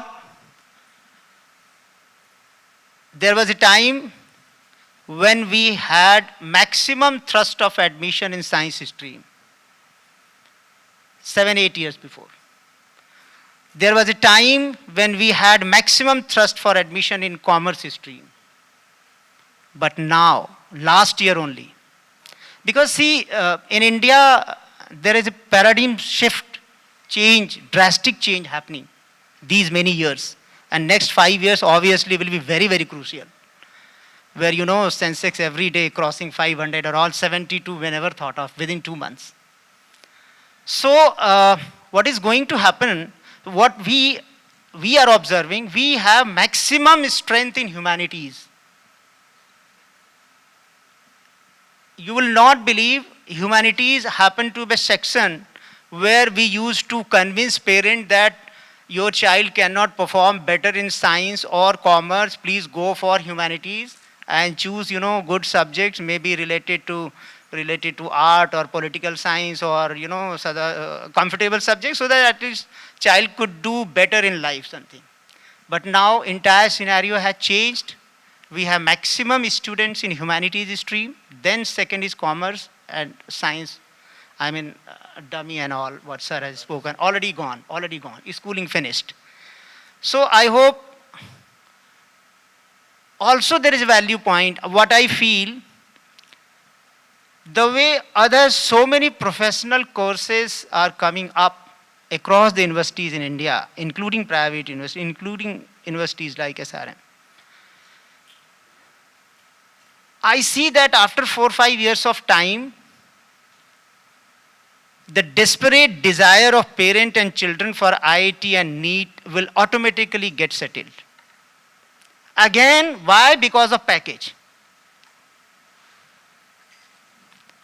So this, what all we are observing, and I hope with this, we are able to convince parents also in the school, and I hope this will lead Indian society in next 5 years span of time. and automatically things will get settled. This is what I perceive. Thank you. Dr. Tripathi, you said you want to add something. I just wanted to make, I see a common pain point here, of course, is that how the parents are truly not playing the role of an ally here with the educational institutions. And how that mindset has to be altered to some extent. So this particular question, George started by identifying himself as devil's advocate. So I am reminded that there are two kinds of parents that we are most of the time as educators confronting. A good cross-section of them, many of them in urban areas, are playing the role of the devil, which is to stop something from happening. That's what the devil does. Kill the entrepreneurial spirit, take up a job that is supposed to be secure. I don't know what that security truly means. So either playing the devil's role to kill something, or playing there's a huge bunch which is equally dangerous, playing the advocate's role. The advocate talks about things that he or she definitely makes sure never have to be applied at her own home. It's always about advocating to something else to happen somewhere else, right? It doesn't begin there. So we neither need the devil nor do we need the advocate. We need truly the angel. The angel investor for every entrepreneur should be the parent to begin with. The teacher becomes an angel investor, those who invest hope in them, invest courage in them. Parents become the angel investor by truly investing their money and their aspirations and everything, saying, absolutely fine. Go ahead. Sir mentioned about Prem sir said, they need to be taught failure modeling. The structure of failure. What is the anatomy of failure? So the more you understand and dissect it, the more success is going to be easy to deal with. So I think this is a fantastic question, and all the responses really tells us how reminds us how we need to go back and both as parents ourselves and to our parent bodies and to find that angel in them and to deal with the devil and advocate both. Dr. Tripathi, my next question also is towards for you, and a quick answer to that. We talked about commerce here, we talked about humanities, we talked about science. I feel that entrepreneurship is course agnostic, right, or program agnostic. How do you think is the right way, as Sir was mentioning that he's offering entrepreneurship for the last 3 years but no takers, how is it possible to kind of mold the courses in such a way for every program to have entrepreneurship in it, to make it for the kid, to make it interesting for him or her to take it up? Yeah. So this is a very, interestingly, it's not a philosophical question. It's a very scientific question and very technical sort of steps to this answer, and very doable actually. So one of the aspects that we are ourselves working and soon going to roll out programs within our university and outside of it is how do we need to train educators, which means teachers in any subject, be it physics, chemistry, English, history, whatever, how to teach entrepreneurially. Okay, for example, if you mentioned if there's a music teacher, he or she is just teaching about music, but along with that, does he also give them ideas about what to do with your music, how to productize, how to versionize, how to venturize? Which is why then music can be a very attractive direction than currently being seen that, it's a very poor direction. You can best be a music teacher somewhere or something like that. So one is training our educators towards how to teach entrepreneurially. That's one part. The second part, I completely agree that CC example was bang on, I would say. When CBC started CC, we thought that, the life skills conundrum is solved once for all. And it took 2017, I think it started. By 20, it is dead and buried. 17 dead. Yeah. So yeah. So now this is almost looks like something was dead and buried even before it took off. Now, what I mean to say is that the reason why is that this was brought in as subjects. So everybody talked about it, nobody knew how to transfer that, because it's a skill. Skill needs to be transferred. Skill needs to be practiced. So it is very important that we need to, even if it is, CBSE calls it as a subject, but if we convert that into, from the very beginning, that the skills to create ventures. If that is what it is converted to, later in the, I think towards, after this panel, actually we have a little table over there. We are going to distribute a form to all of you, and we are making this challenge to, and a commitment to, and this is a nationwide drive that we are starting, not just to the principals that are here, that we are going to go out there and focus on the source itself, the source where entrepreneurship should begin. So for 11th and 12th grade students, we are going to do this workshop at your schools, how to build a company, a $1 billion company before you turn 18. Because the idea is that until and unless that trigger is sharp enough, the trigger is attractive enough, it does not move things.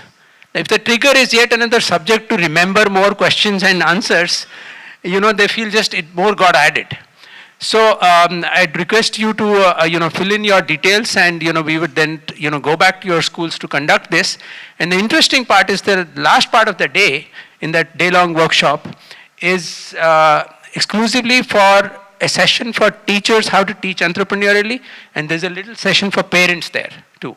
So I think all these three things have to come together, agnostic to any subject, for this to happen, be it a university, be it at school, but my preference that because the highest ROI, highest impact is going to be at schools. So I was told that I had to stop by 3:30. I'll just take 5 minutes more. Yeah? Thanks, thank you. Quickly, I think one thing which you mentioned about, how university, or you said that you went to Ashoka, you went to Jindal, and you asked them if there are any courses which the students can be a part of it, whether they are in the university or the faculty coming here. I would just like to put it open for all of you. What are your expectations from a higher education, be it a college or a university, how it can handhold your students in any perspective, not just entrepreneurship?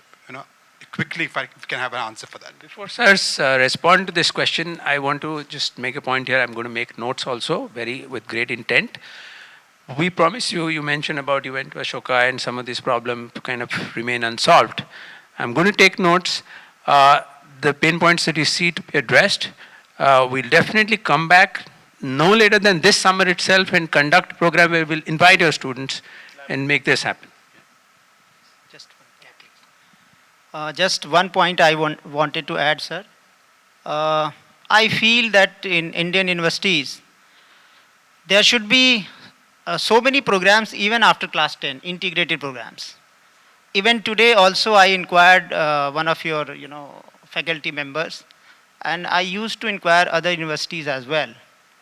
Is there any program after class 10 integrated graduation program where, idea is, suppose there is a boy, there is a girl, very much interested for design courses. After class 10, if that boy or that girl, for the sake, is studying in science or commerce or maybe any stream, for them it is mere wastage of time and energy, I feel. Because immediately after class 10, if they are joining those professional courses, so what will happen? They will start learning, the concepts and inputs related to that course, and they will become more professional.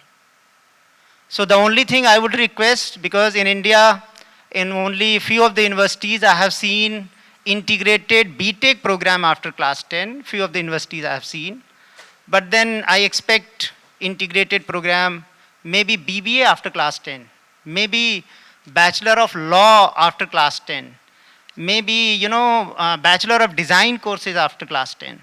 So I would request if you can come out with these programs, then students who are really defined for their, profession, and who are still struggling in class 11 and 12 for board exam and what all and what not, they will join directly universities and colleges after class 10, and they will become more professional than the students who are coming after class 12. Thank you. Quickly, I think everybody, 30 seconds each. What is the expectation? The two basic expectations. We have heard that our children are not industrial ready. We request you to make them industrial ready. So the modules can be designed. For example, children of English, that in linguistic, they can be taught how to write an editorial and how they can go into the print media and electronic media or a mass media. So we can design the modules for them. Similarly, for BTech students, we can design an industrial program. So industrial visit not just for the sake of visits, but a hands-on, and then certifications must be. Similarly, for commerce, like we have started after, like for grade 11th and 12th, we have made it mandatory as SAP and Tele. So from this year, we are starting, tying up with the CAs associations, and the children will be doing 15 days internship to do the audits. So similar set of programs that can be designed that will really help us. Suggestion from our end, from my end, is that earlier it was always that there was a gap between the university and higher education as well as our class 12 or K-12 schools. So this is a good initiative, I think, from Mr. Tripathi and SRM, that if we can come down to our schools, because it's not easy for us, the principals, to come every time, because it's 2 days. And 2 days, it will work for some days, then it will vanish up, because we have a lot of work to do, right? So you have taken the initiative, and if you come down to our schools, and I will add to it that we have an internals of 20 marks, right? So we can do one thing, that 20 marks can have a value when people come and give an program and certification, as Sir Prem Sir told us recently, that we can add that marks, because marks, when there is a marks things, no, the children take it seriously, the parents also take seriously, right? So this is some suggestion from our end, because you have to come closely to them and make them an employable education, as I told, because you people are the experts into this, the management and everything. Should come closer to the schools and guide us. I would like to add is that I would want is that right from grade 6th, we can have more of these intern workshops for the children. And one of our evaluations, as he mentioned, the credit points can be given to the children based on those evaluations, and like the summer project works and all that we do. So if your university can come and design some few programs for as more of as a workshop, wherein the hands-on learning comes and interest is generated in the students, so that means when they are reaching that level of secondary classes, they very well know that what is the subject and their interest is developing in the subject. Add to one point, because we all know that with the Aadhaar, the students' portfolio has been in APAR. APAR identity also coming. So I think that will add value. When you are giving that credit point, should give added value to all these things. That is very important. I think it can be added to this suggestions. For me, it's like, as ma'am said, that we could have certain resource persons to conduct these sessions, workshops for our students in different streams. And if we could get certain design modules, that we could incorporate into our curriculum. And secondly, we're already running certain programs in our school. Like we're doing animation, robotics, and coding. So we are getting a lot of support from IIT Kanpur for that. So robotics is completely running under IIT Kanpur collaboration. So these kind of collaborations could be done with with you people also in different streams. Like IIT is only they could only support these kinds of courses. But you people have a varied, setup, infrastructure, resources. So you could help us out in different streams as well. Thank you. Sir, though I am crossing your time limit, but still, I thought that this is a platform where I can share. I have problem with, MBA, B word, business administration. I have problem with business basically. Basically in India, what is happening any MBA program across universities, it is open for all graduate students. Anybody who is graduated can join MBA. My apprehension to this is, can we make, instead of business administration, can we make management program which is very, very specialized? Maybe engineering graduate is in need of different kind of management program. Some professional from healthcare services having different kind of management program. His or her need is different.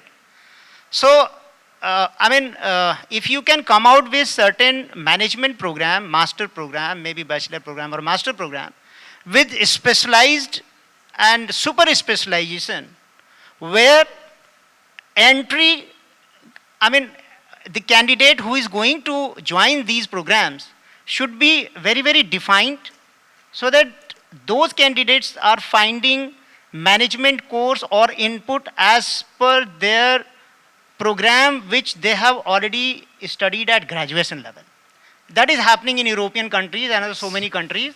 That is not happening in India. So we wanted that MBA program should be more and more specialized and should be narrowed down. Just one point. Sure. Please start investing in grade 9th and 10th also. Yeah, so universities, most of the universities invest in grade 11th and 12th. I request to invest in grade 9th and 10th. I can assure you that we'll start, my thought process, and certainly I think the thought process of the university. Dr. Arora mentioned in the morning itself that if we can take credits from there and give and take credits, that's also a very relevant point. I can assure you that going forward, it will not be a marketing for admissions. It will be a hand-holding for learning, and let's start even if it's class 8th. And as Dr. Tripathi said, if entrepreneurship is from class 4th, let the session start from class 4th. Yeah. So I would like to thank everybody for patiently listening, and thank the audience and the speakers. The takeaway for me is just one thing I would like to mention. As Sir said, a policy comes in 2007, dies in 2017. I felt that the NEP 2020 is a fantastic document, maybe made by a bunch of very intelligent and outgoing bureaucrats. I just hope that we all can pick that up and kind of make it work. Thank you very much, everybody. Thanks a lot.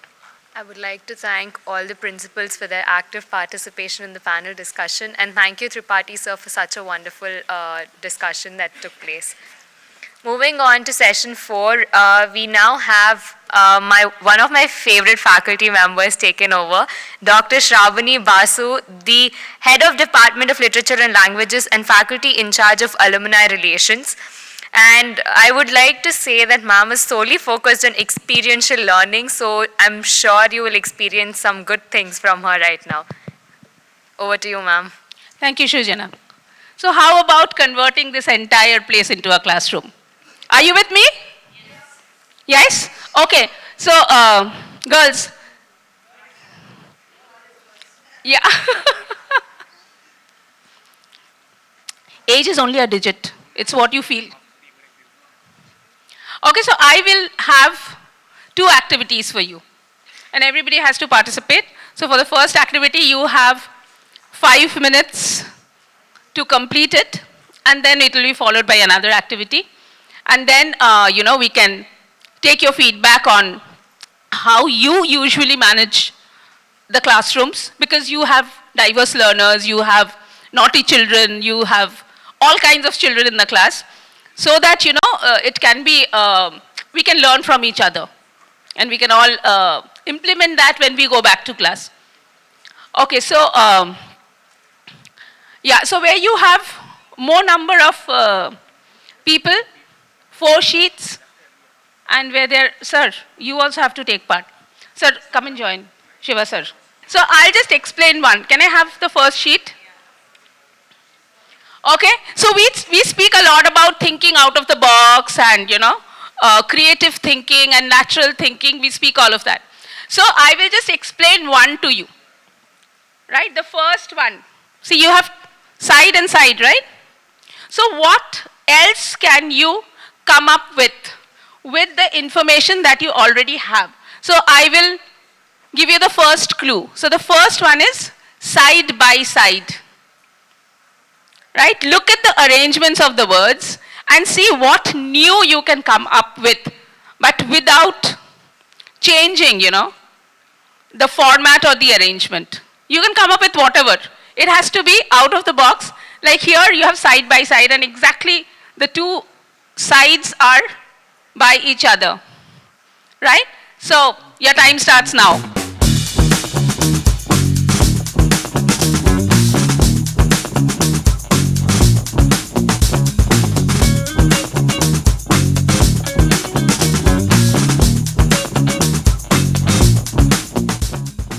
I would like to call upon Professor Bharadwaj Shivkumaran Sir.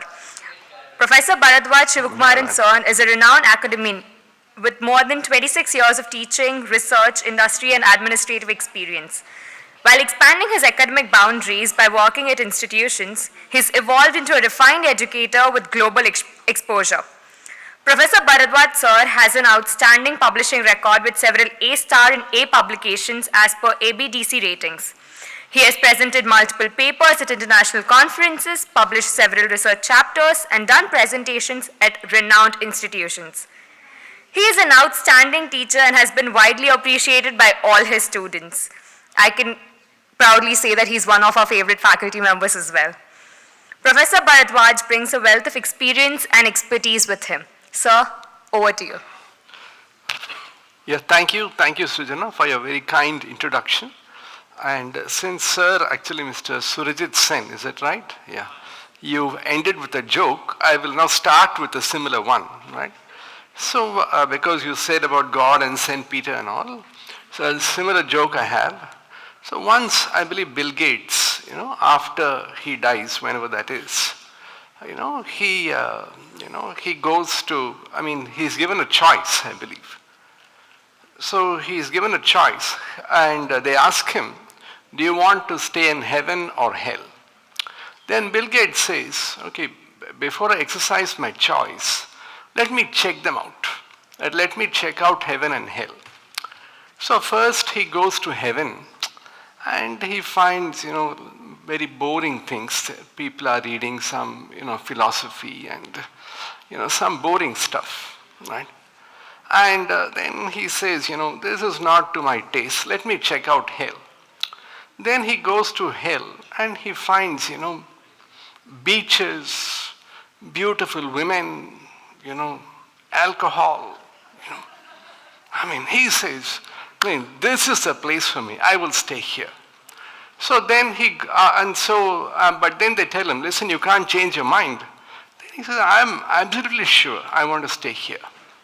Then he goes inside, and once he goes inside hell, after 5 minutes, all the beaches, the beautiful women, everything vanish. And it becomes a very dark and gloomy and miserable place. Then Bill Gates says, this is not fair, right? You showed me something and then this is something else. Bill, that was a demo version, so that's how, with Microsoft, they show a demo version and the real version is completely different, right? But at SRM-AP, we are not like that. The demo version, the real version are the real thing, right? They are the same, right? There is no difference, right? Okay, and so I don't know what, Professor Shivashankar is the director of admissions. I've been very nice to him so far. And he has given me the graveyard shift actually, right? I don't know why, right? So maybe he should have, slotted me earlier. Never mind. Okay, now the topic that has been given to me today is challenges and, challenges in education and challenges and best practices in education. So before we are all school principals, so before you, I will focus mainly therefore on, not at a higher education level, but at the school level. So before I start my presentation, my talk, I'll play a short video, first video. Please, let's watch this short video.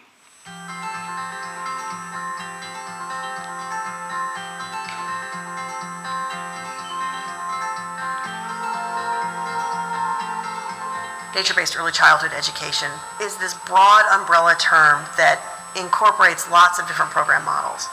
And all of those program models have in common that they bring together the best of early childhood and environmental education.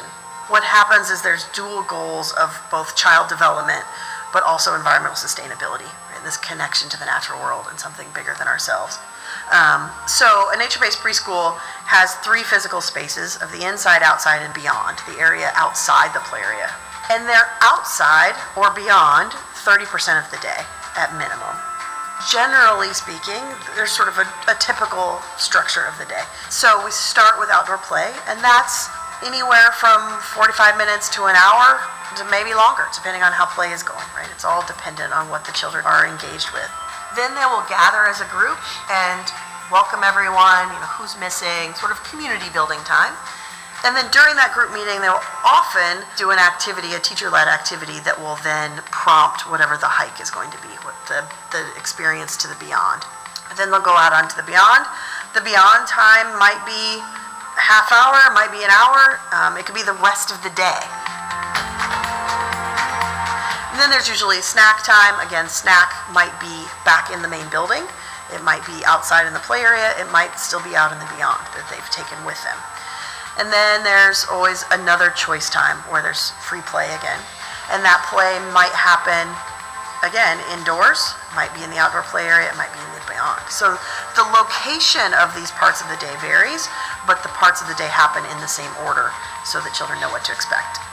Often programs will have a small group activity towards the end of the day where a teacher is working with 5 or 6 kids on a particular activity that's led by the teacher, but of course still open-ended. And that, I think that with the role of the teacher being a co-learner, right, more than this didactic, all-knowing being of here, I'm going to teach you what I know, but if I'm a co-learner with the children, I'm discovering all of this wonder and awe as well, and so then we can learn together. Oh no, I made the wrong choice. It got stuck against the tree. Should we go the other way?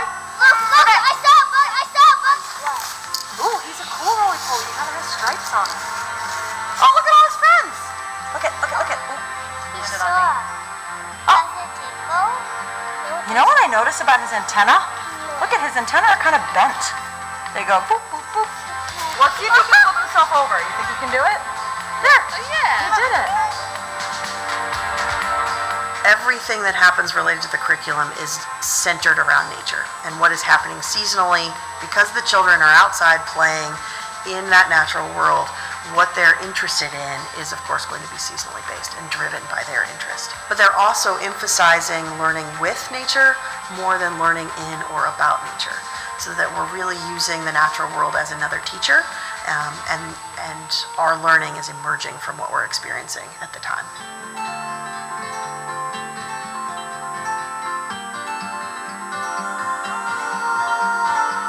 Children need to be outside.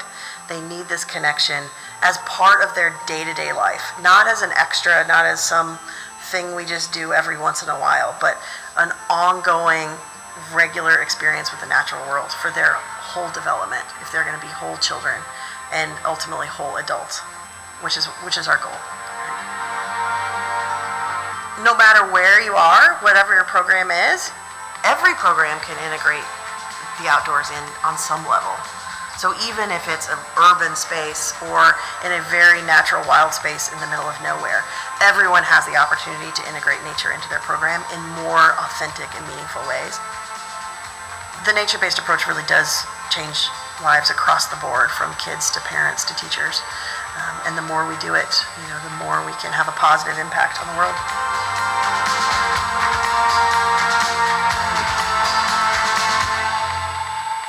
So this is a video from a school in Finland. Apparently Finland has one of the best primary education systems in the entire world. And this is a video from Finland.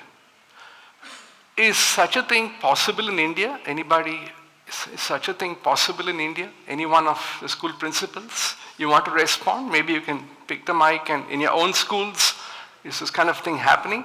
Yeah, please.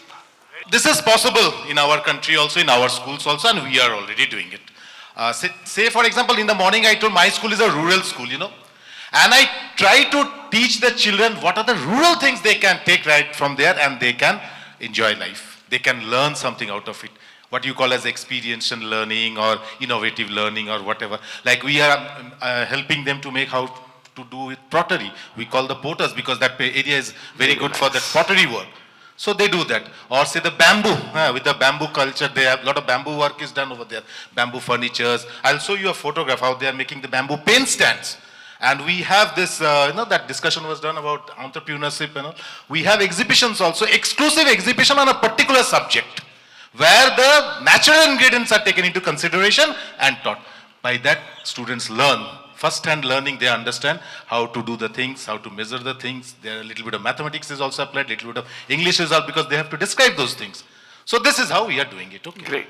Thank you very much, sir. Thank you. You can keep the mic. That is, thank you very much. Now, follow-up question is, one sec, sir. Follow-up question, Mr. Sen. Do you publicize this? Do you have similar video on YouTube? We have. We have. We have a video, sir. I'll give you the link. Great.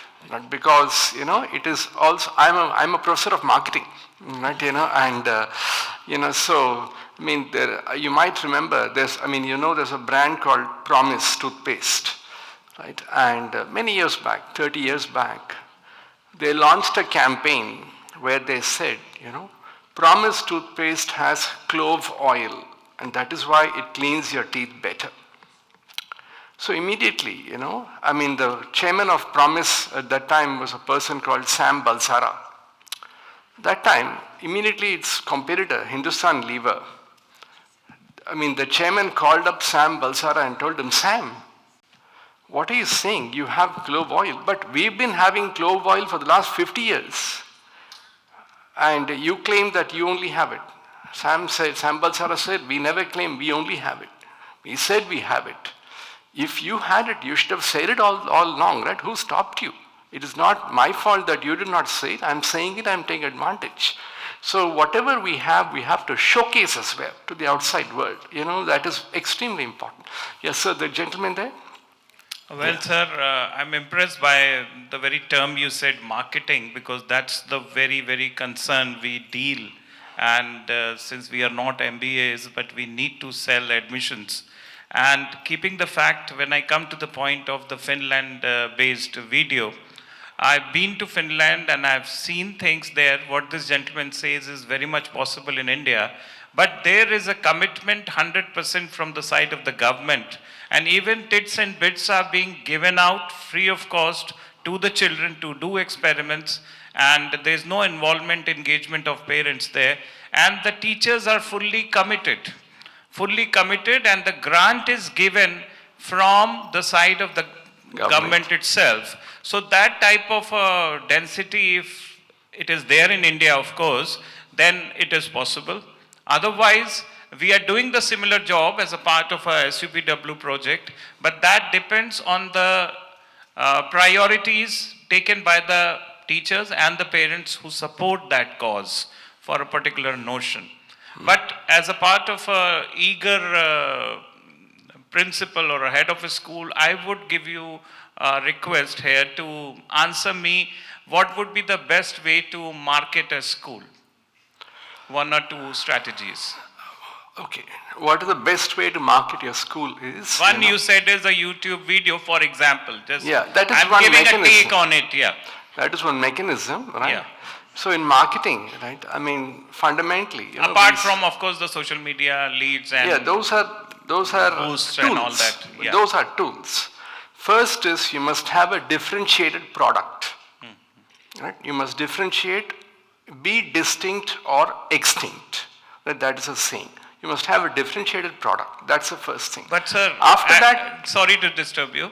We all have to follow the CBSE guideline and teach the very A to Z. But within those guidelines, it is Yeah. certainly possible to differentiate. I would believe that. Something like Shiv Khera says, do it in a different way. Yeah. And after that, in a meaningful different way. Okay. In a way that is meaningfully different.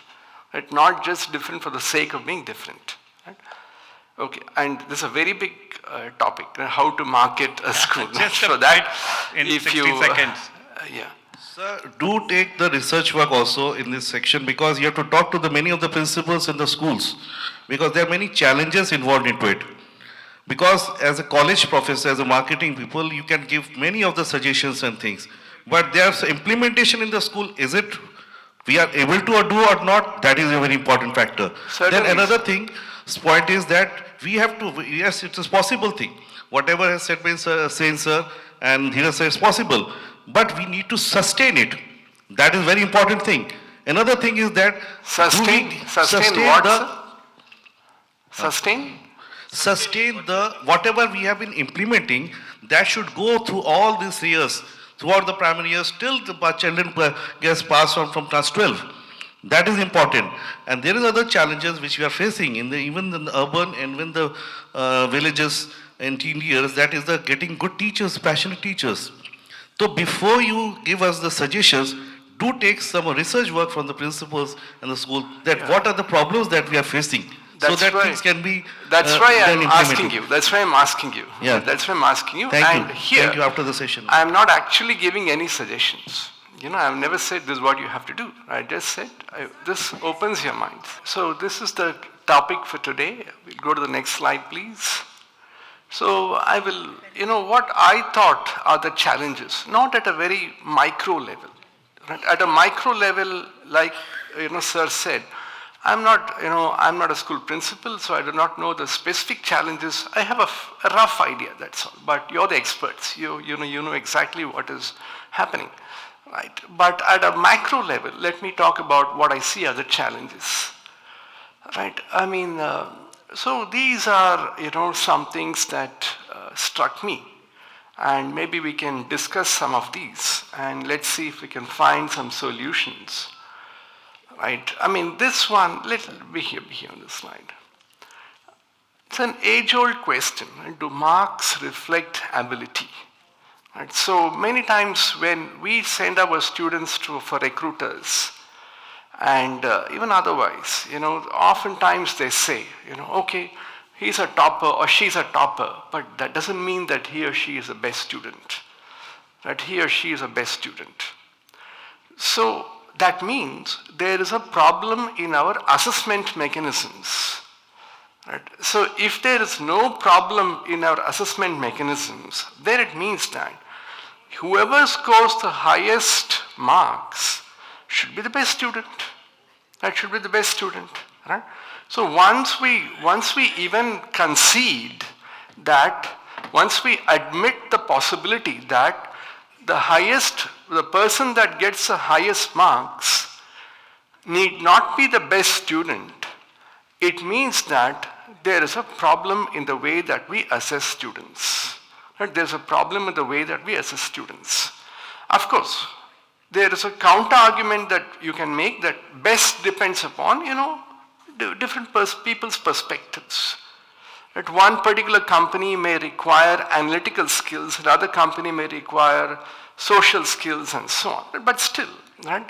Do marks reflect ability?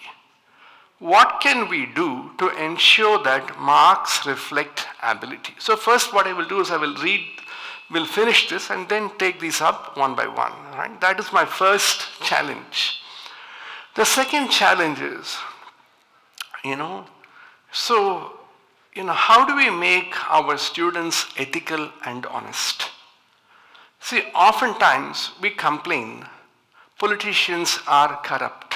But where do they come from? They come from society, from within, from amongst us, right? We oftentimes complain that politicians are corrupt, judges are corrupt, and so on and so forth, right? And even in sports, the drug cheating happens. Right. So it is very easy to say, okay, this is a Kali Yuga, that is how things will be, right? We have to go beyond that. But how do we create, honest and ethical students? In universities, can I just run through one by one and then I will take this up, right?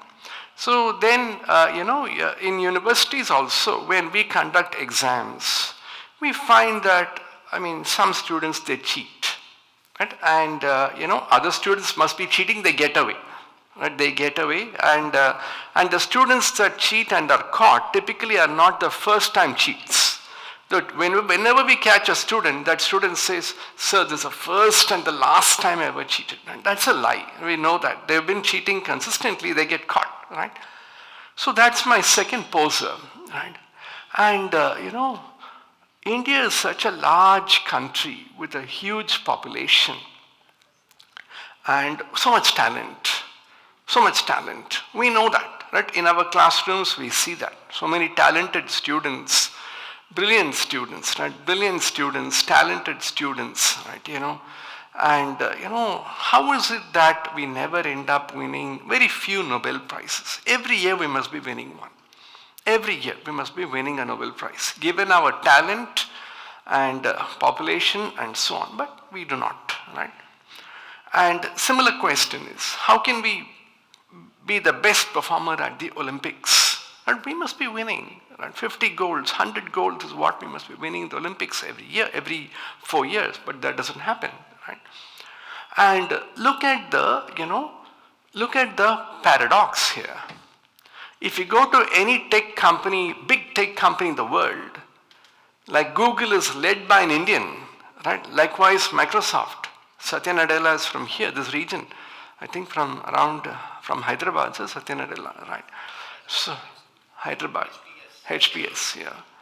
And Google, Sundar Pichai is from Tamil Nadu, right? And so on. There are many others, Adobe, so many companies. The top tech companies in the world, many of them are led by Indians and populated by Indians. If you go to many of these Microsofts and Googles of the world, 30% of the workforce is from India. 25 to 30% of the workforce from India. But how come those companies do not originate from here? Why is it that they all originate in America or elsewhere? And that is a third, it's because the root, I'm not saying that we have a bad education system, anything like that. Right? We have a very good education system.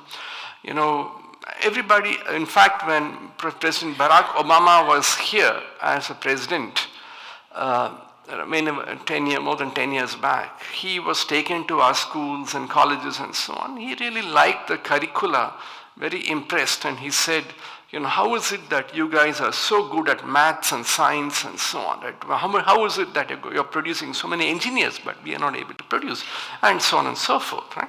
So there are many good aspects, but fundamentally, the causes for most of these problems are, if we are able to revamp our education system, then these questions will not arise, is my personal belief. May I request Registrar Sir, Professor Vishnupad, Dean Esla, and Professor Bhardwaj, Dean PSB, to come to the stage for presenting the mementos. And Shiva Sir, you're already there. May I request Registrar Sir to give away the memento to Mr. Abhay Kumar Singh. May I now request Mr. Dheeraj Mehrotra to come to the stage to receive his memento. The next recipient of the memento is Ms. Vaishali Seth. Mr. Manoj Kumar. Mr. M.R. Agarwal. The next recipient is Dr. Nitesh Singh. I would now request Ms. Indira Singh to come to stage. I now invite Ms. Archana Sharma. I now invite Mrs. Malini Malik. The next recipient is Ms. Neelam S. I now invite Ms. Sonal Sharma. I now invite Pratibha Raj Gupta. Saroj Sharma is the next recipient. Our next recipient is Ms. Sujitra Vijay Raghavan. I would now invite Mr. Uttam Kumar Jha. The next person to come on stage is Ms. Aarti Jain. May I now request Mr. Sailesh Sutaria. I now invite Mr. Rajiv Srivastava. Our next esteemed principal is Mr. R.K. Srivastava. Sir, maybe. I now request Mr. Nikhil Betal to come on stage to receive his memento. The next recipient is Mr. Pradeep Tomar. I now invite Mr. Rajiv Kumar Arora. Mr. Rajiv Kumar Arora. I now request Ms. Bhavna Chipper. Ms. Rekha Naidu. Mr. Surajit Sen. I now invite Mr. Badal Kumar Mandal. Mr. Badal Kumar Mandal. The next recipient of the memento is Ms. Rupal Pandya. I now invite Ms. Manisha Antwal. Ms. Manisha Antwal. Next is Mr. Jayan Chaudhary, to be followed by Mr. Tripathi. Mr. Rajesh Pillai. The next is Ms. Nidhi Nijavan. Mr. Prem Kumar Ojha. Then followed by Mr. Arvind Srivastava. Ms. Nidhi Sirohi. Ms. Nidhi Sirohi. Ms. Bhuvana R. To be followed by Prabjot Kaur. Mr. Vijay Kumar Chandel. Ms. Urmila Dikshit. Ms. Mamta Divedi. Then we have Rana Lodhi. We now move on to our next session, 3 defining pathways. So a lot of things have been said since morning regarding, the career paths that students would choose after they graduate. And to deliberate, we have Mr. Vivekanandan, our director, CRNCS. So Vivek, it's over to you. So as our Vice Chancellor said, we have 3 avenues for the students to choose. So I represent placement among those 3 avenues. My name is Vivekanandan. I head the Department of Corporate Relations and Career Services. Today, I'm going to take you through what we do at the Department of CR and CS and how uniquely we do things so that we satisfy the students' expectation and help them to reach their dream career.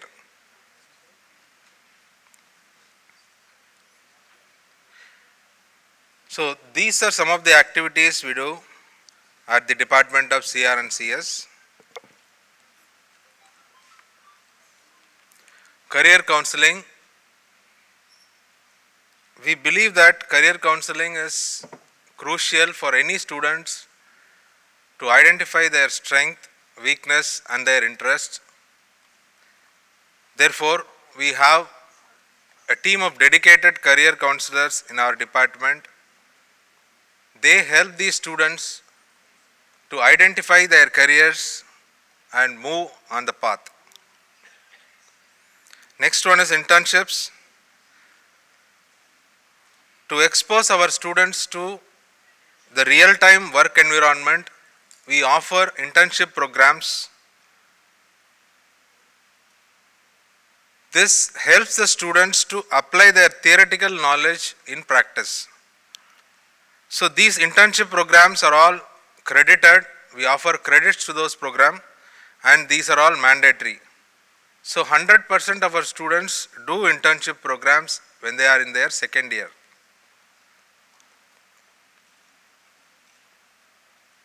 Hackathons, competitions. So to create a competitive environment for the students, we do many activities which includes hackathons, ideathons, codathons, and case study competitions. This we do along with the departments, also many times with our recruiting companies. This helps the students to equip themselves when it comes to real interviews in their final semester. Employability skills. So we start our skilling from their first semester onwards. I have a separate slide for this. I will talk more about it in that. Employment opportunities. So SRM is a well-known brand in placement arena. We bring hundreds of companies to the campus. We provide ample opportunities to the students. And also our placement policy is designed in such a way that a potential candidate can go up to 5 offers. Any potential candidate can go up to 5 offers, and so far majority of our students are having more than 1 offer.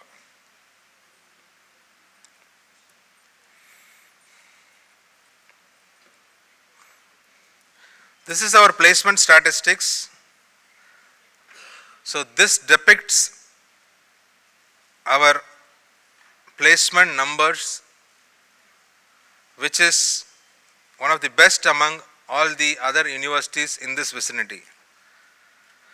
So if you take average salary, we started with 6.5 lakhs per annum. Now we are at 9.3 lakhs per annum. Last year we were at 9.3 lakhs per annum, which is an exponential increase. Companies count, we started with 297 companies, and now for last year we brought 653 companies to the campus. International placement, and this is one of our unique initiative. So in 2021 we had a total of 3 batches passed out. In 2021 we placed 2 students, and in 2022 we placed 10 students, and in 23 we have placed around 15 students in 6 countries. So in first year we have placed in one country, we have placed 2 students in Japan, and in second year we have placed 5 students in 5 countries, which includes US, Europe, UAE, Canada. And in 2020 we placed students in 6 countries. These are some of the prominent recruiters who comes to our campus regularly and recruit our students.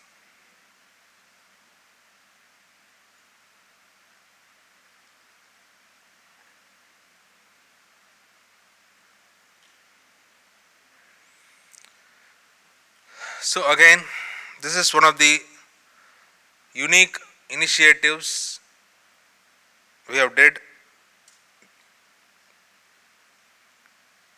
Not many universities have this kind of network. We have established a pan-India placement network where we have deployed regional managers in all major cities across the country. So their job is to get into the market, scout for companies, and bring them to the campus. So in this way, we bring more and more companies, creating more opportunities to our students. International placements initiatives, and again, this is one of its kind. When we started 2 years back, we were one of the first universities to start a dedicated international placement cell. So we have this international placement cell which helps the students to not only attend the companies, international companies coming to the campus, and also we teach the students to explore the opportunities through various portals available. We conduct a lot of workshops through this international placement cell. So we teach the students to use portals like LinkedIn, Stack Overflow, and many others. So we also have a dedicated BPO center which is there in Chennai. We have a team working on it. It's a BPO setup where we dig contacts of the recruiters all over the world, and the team reaches these recruiters and explain about the talent pool available in SRM University and then bring them to the campus. So to add to all the initiatives we are doing in the international front, we also have foreign language training. We teach Japanese, we have recruited Japanese teacher. We teach Mandarin, we already have a Mandarin teacher in the campus. We also teach German.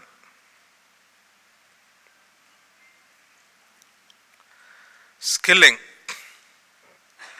So most of this part is covered by our Vice Chancellor, but again, let me reiterate it. So any student who is joining SRM University, from his day one, we start assessing the student's skills. So from the day one, during his induction program, a candidate will go through a series of assessments. So we identify where he is standing, what is his skill level, current skill level. Accordingly, we design our training curriculum. So the students will be bucketed into various buckets. Based on their learning abilities, we train the students in the employability skills. So our training starts from first semester onwards. So to make the students future ready, our curriculum is integrated with 21st century skills. We also create talent pools on trending technologies. We create talent pools, we create buckets, we create pockets. We create pockets of talent pools in trending technologies like blockchain, AI/ML, full stack, data science, and many others. We have a very strong mentorship program, very strong, robust mentorship program being run for the past 3 years. Faculty members handhold our students right from their day one, and throughout their placement journey, they will be handholding the students, guiding the students, and helping the students to achieve their goal. The students are also guided by industry experts. We also have an alumni mentoring system. So, on a weekly basis, we conduct seminars by alumni. Alumni will address the current final year and third year students. They teach them, they share their experience in the corporate, as well as they share their experience on how they prepare to crack their dream jobs. So this way, we create a connection between the current students and the alumni. Our plan. So our plan in future, in 2 years, we want to achieve 25 lakhs per annum average salary. So right now we are at 9.3. So we want to achieve 25 lakhs per annum as an average salary in a span of 2 years. And I am sure that our current curriculum will help us in achieving it. And we want to increase our recruiter base from 800 to 2000 plus. We also want to place 10% of our students globally. We also want to place 20% of our students in international companies for internships. International companies or universities maybe. My counterpart from IRHS will talk about it in the next session. So we want to place them in international companies or in reputed universities. These are some of the recruiters' testimonial. So they talk about the quality of the talent pool available in SRM.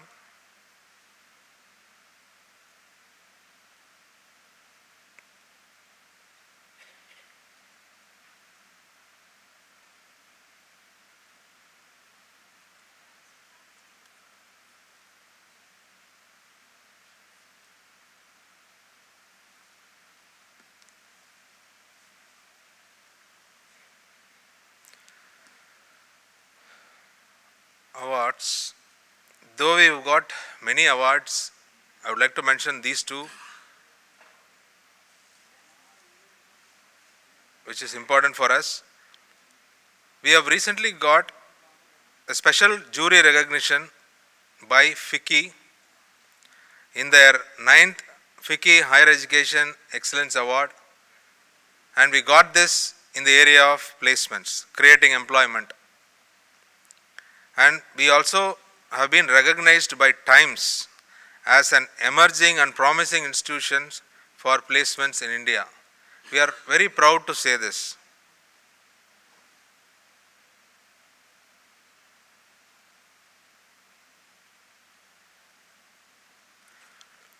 Thank you.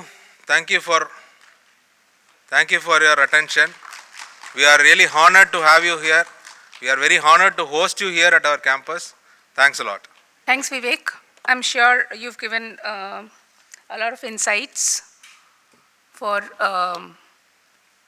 the educators out here to take away. So our next speaker is, the person who's going to talk about the career pathways is Mr. Siddharth. Sir, the director, so it's the director, you've already met him, he needs no introduction. So he's the director for Entrepreneur and the Innovation Center, and sir would take it forward from there. Sir, would you like to be there or? Okay, so can we provide a microphone to sir, please? We have had a very charged up and very engaging panel discussion yesterday, where we did ponder over a lot of areas of the need for entrepreneurship in education as well as in forming ventures. So in a nutshell, what comes to us as an input is an ordinary student, any student who is looking to get a degree, possibly a job. When he's entering, he possibly doesn't even know he's ready for entrepreneurship. And that's what we are saying, that our goal is to transform an ordinary student to an extraordinary entrepreneur. And how do we go about? Step by step is very quickly I'm going to cover. That will show what's the pathway, the journey literally of the slice of life of an ordinary student that converts into an entrepreneur here.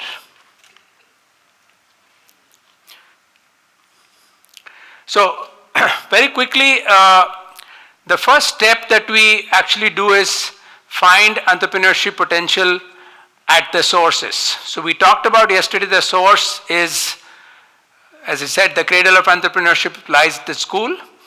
And so we go back right at the school level itself to engage with these students and find their entrepreneurship potential there. Whether it is through our workshops, whether it is through the unique proprietary tools we have created to map their entrepreneurship potential and find those qualities in them. And so some of you received the workshop forms which yesterday, and those who have not, they can still take it and fill it up. Then we go to, so let me go into the detail of the first part in itself. How do we, besides the raw material, is at two stages, going to the source and then finding within the source itself is pretty large. Your schools have students of a wide variety.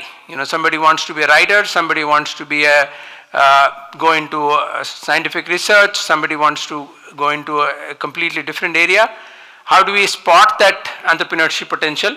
And that's where this proprietary tool of entrepreneurship potential mapping tool which we use to identify. Once we identify that, suppose there is a student with that psychometric tool we see that has a higher risk-taking ability, has a higher propensity to work with fluid situations, okay, which is what an entrepreneur needs to be, or has a higher quantum of adaptability. Then we do whatever it takes. If this particular student has a lesser percentage, lesser score on the entrance, or has a lesser economic means to join the university, we will deal with all those obstacles. If required, provide as generous as possible, sometimes even up to the 100% of scholarships, because we feel that potential should not go waste. Within those next 4 years, could be a Google in making, and we bring them here. This is an important point. Criterion refers to entrepreneurial educational inputs. Now, what is an entrepreneurial university? University having a department of entrepreneurship is one thing. How do we, VC sir talked about making an environment of entrepreneurship. So what is that environment in which when we breathe, we sort of breathe entrepreneurship? And that's only going to happen if by IBM there was a saying long back, Buck Rogers, this book IBM Sells. He talked about that at my reception, instead of having I would choose to have somebody who is not even past his high school, but sitting with a smile, than to have a PhD in marketing with a frown over there, okay? That's what we talk about environment, because that's why in IBM they said everybody sells. That receptionist note, that smile is part of their whole selling. Similarly, here we say that, how do we create awareness, not just for our students and faculty, even right up to a staff. A staff itself should know what entrepreneurship is doing here, even if it's, in an unconnected department. So awareness for everybody. We are even talking about a doctor takes an oath, a lawyer takes an oath, a policeman takes an oath. We are drafting this entrepreneurial oath where everybody in the university's ecosystem must take that oath, because it converts us into a nation of consumers to a nation of producers. That's a huge difference in outlook. Am I consuming more than what I'm producing? And entrepreneurs produce a lot more than they consume, and that's what changes nations. So an entrepreneurial oath taking by all students and faculty. The mindset module, you heard about that in various cases, starts right from the first year. And that is mandatory for everybody. We are talking about 7,000 students over here in this campus. Everybody must go through a comprehensive entrepreneurship mindset module, which introduces them into the world of an entrepreneur. How does that mind think differently? Then, once we have the mindset module for everybody, we don't look at getting everybody to make ventures. We don't look at everybody to come into our incubator. That's when in the next stage is when we say, after everybody has the mindset, they're in a better position to find out, is entrepreneurship is the ride that they are going to enjoy, is something that they want to really indulge in. That's where the skills transfer happens, and that's where our incubator comes into picture, okay?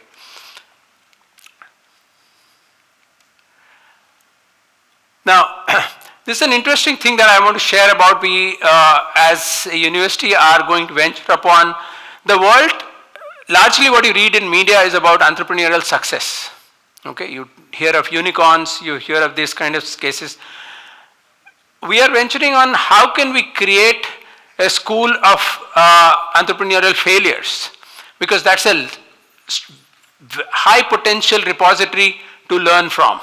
So we will be developing these cases and a dynamic library which continuously keeps getting added and updated, and that will be the fastest learning tool, the leverage for us as far as making entrepreneurs goes, okay?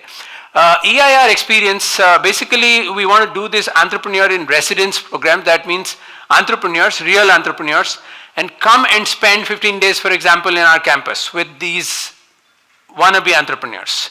And that makes a huge opportunity for them to really start behaving like an entrepreneur, really seeing how it happens. Of course, we mentioned that, entrepreneurship, my research area at Harvard was particularly focused on educational innovation and social entrepreneurship. When you innovate something like education, education is a democratic tool by itself. It wants to reach out not to a selected one that enter their portals or their gates. So, and that's where our communities lies. So, very strong focus on how we can create this vertical entrepreneurial community that will impact the growth of local industrial. So our students, those who are doing, which is one and all, everybody will be going through that module. We want to go back and, for example, there's a lot of these women micro-entrepreneurs, next door, they are into flower business, they are into some textile business, somebody's just got a loom at home that they're doing some weaving of textile. But they don't have inputs to convert them into entrepreneurs. If you ask them how is it going, they say, sir, going very well, I'm now making profits. I said, really? How are you making profits? I was getting 200 rupees per day, now I'm getting 250 rupees per day. That's their definition of profit. So they didn't even know the difference between labor and profit. That labor is just a component, the factors of production that goes into making profit. So it could be we creating small 2-week crash courses for them to understand these nuances, these differences. They are into designing. For example, they do a lot of saris, one of the large wholesale markets. But they end up doing the more standard flowers and veins and stuff like that. Design that is comprehensible is far weaker currency than design that is abstract, for example. That nobody tells them that if you didn't even put that and simply write your name, that certainly converts into a different design and yields much more price. So all of these converting into a pro bono consulting assignments for our students. They take it truly as social entrepreneurship, that there's a problem and I'm not only going to solve it as a project, I'm going to solve it and pass on to the local community to continue it as a venture of their own. That's what we want to really focus on. And last but not the least, this is something which is very pertinent. We discussed about it yesterday. How do we bring parents into as partners, as allies to the schools and universities? Otherwise, whatever we are doing, in Andhra, as they say, 90% of the parents would want their children to, everybody wants them to either go to US or join an MNC somewhere there in Bangalore. But so entrepreneurship to most of them look like distraction in between. So like Israel became such a large agriculture power by truly figuring out the nuances and the technology of drip irrigation, which basically means just the sufficient amount of inputs. Not too much, not too less. So when we bring in somebody like a parent, it is very important that we do not overburden them with information. They'll say, but I was sending my kid to get a degree and get a job. Why are you telling so much about entrepreneurship to me? So drip education of the parent community. So we're going to start a podcast soon. The idea is to continue to take them along with this journey that we are going to make for a ordinary student to an extraordinary entrepreneur. This is very important that we are embarking on how can we create faculty certification of their entrepreneurial ability to educate.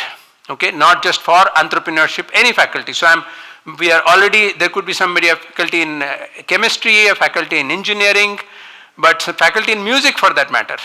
But how to make their entire process of learning transfer entrepreneurial.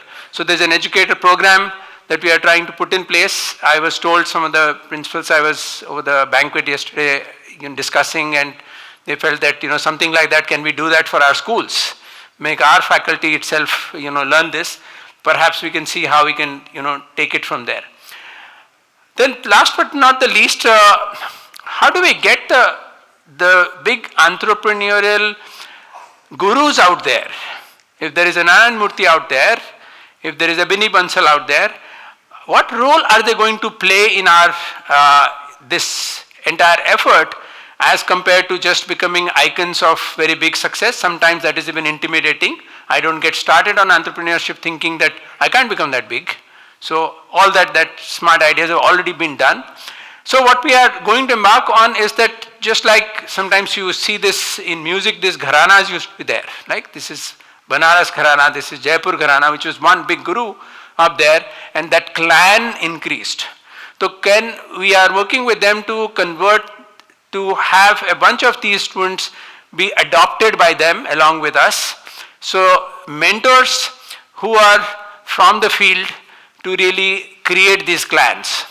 All of this put together is a holistic journey which starts even before they come to our campus. At your schools, when we do those workshops and use that entrepreneurship mapping potential to finally getting them to be ready ventures, investable ventures to going to the real world.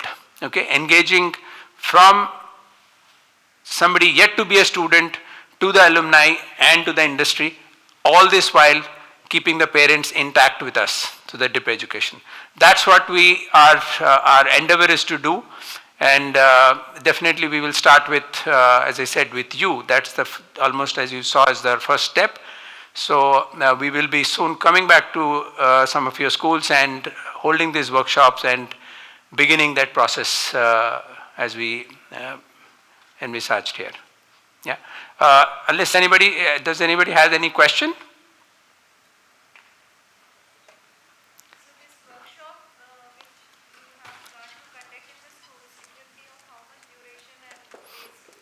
Very good question.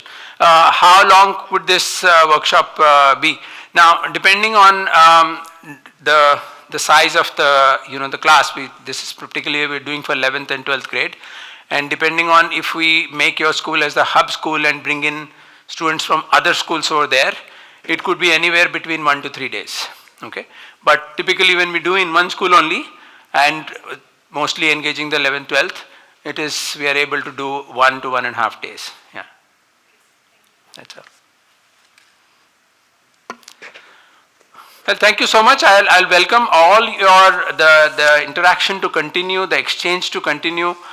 We will be sharing, our emails with all of you, and also be reaching out to you.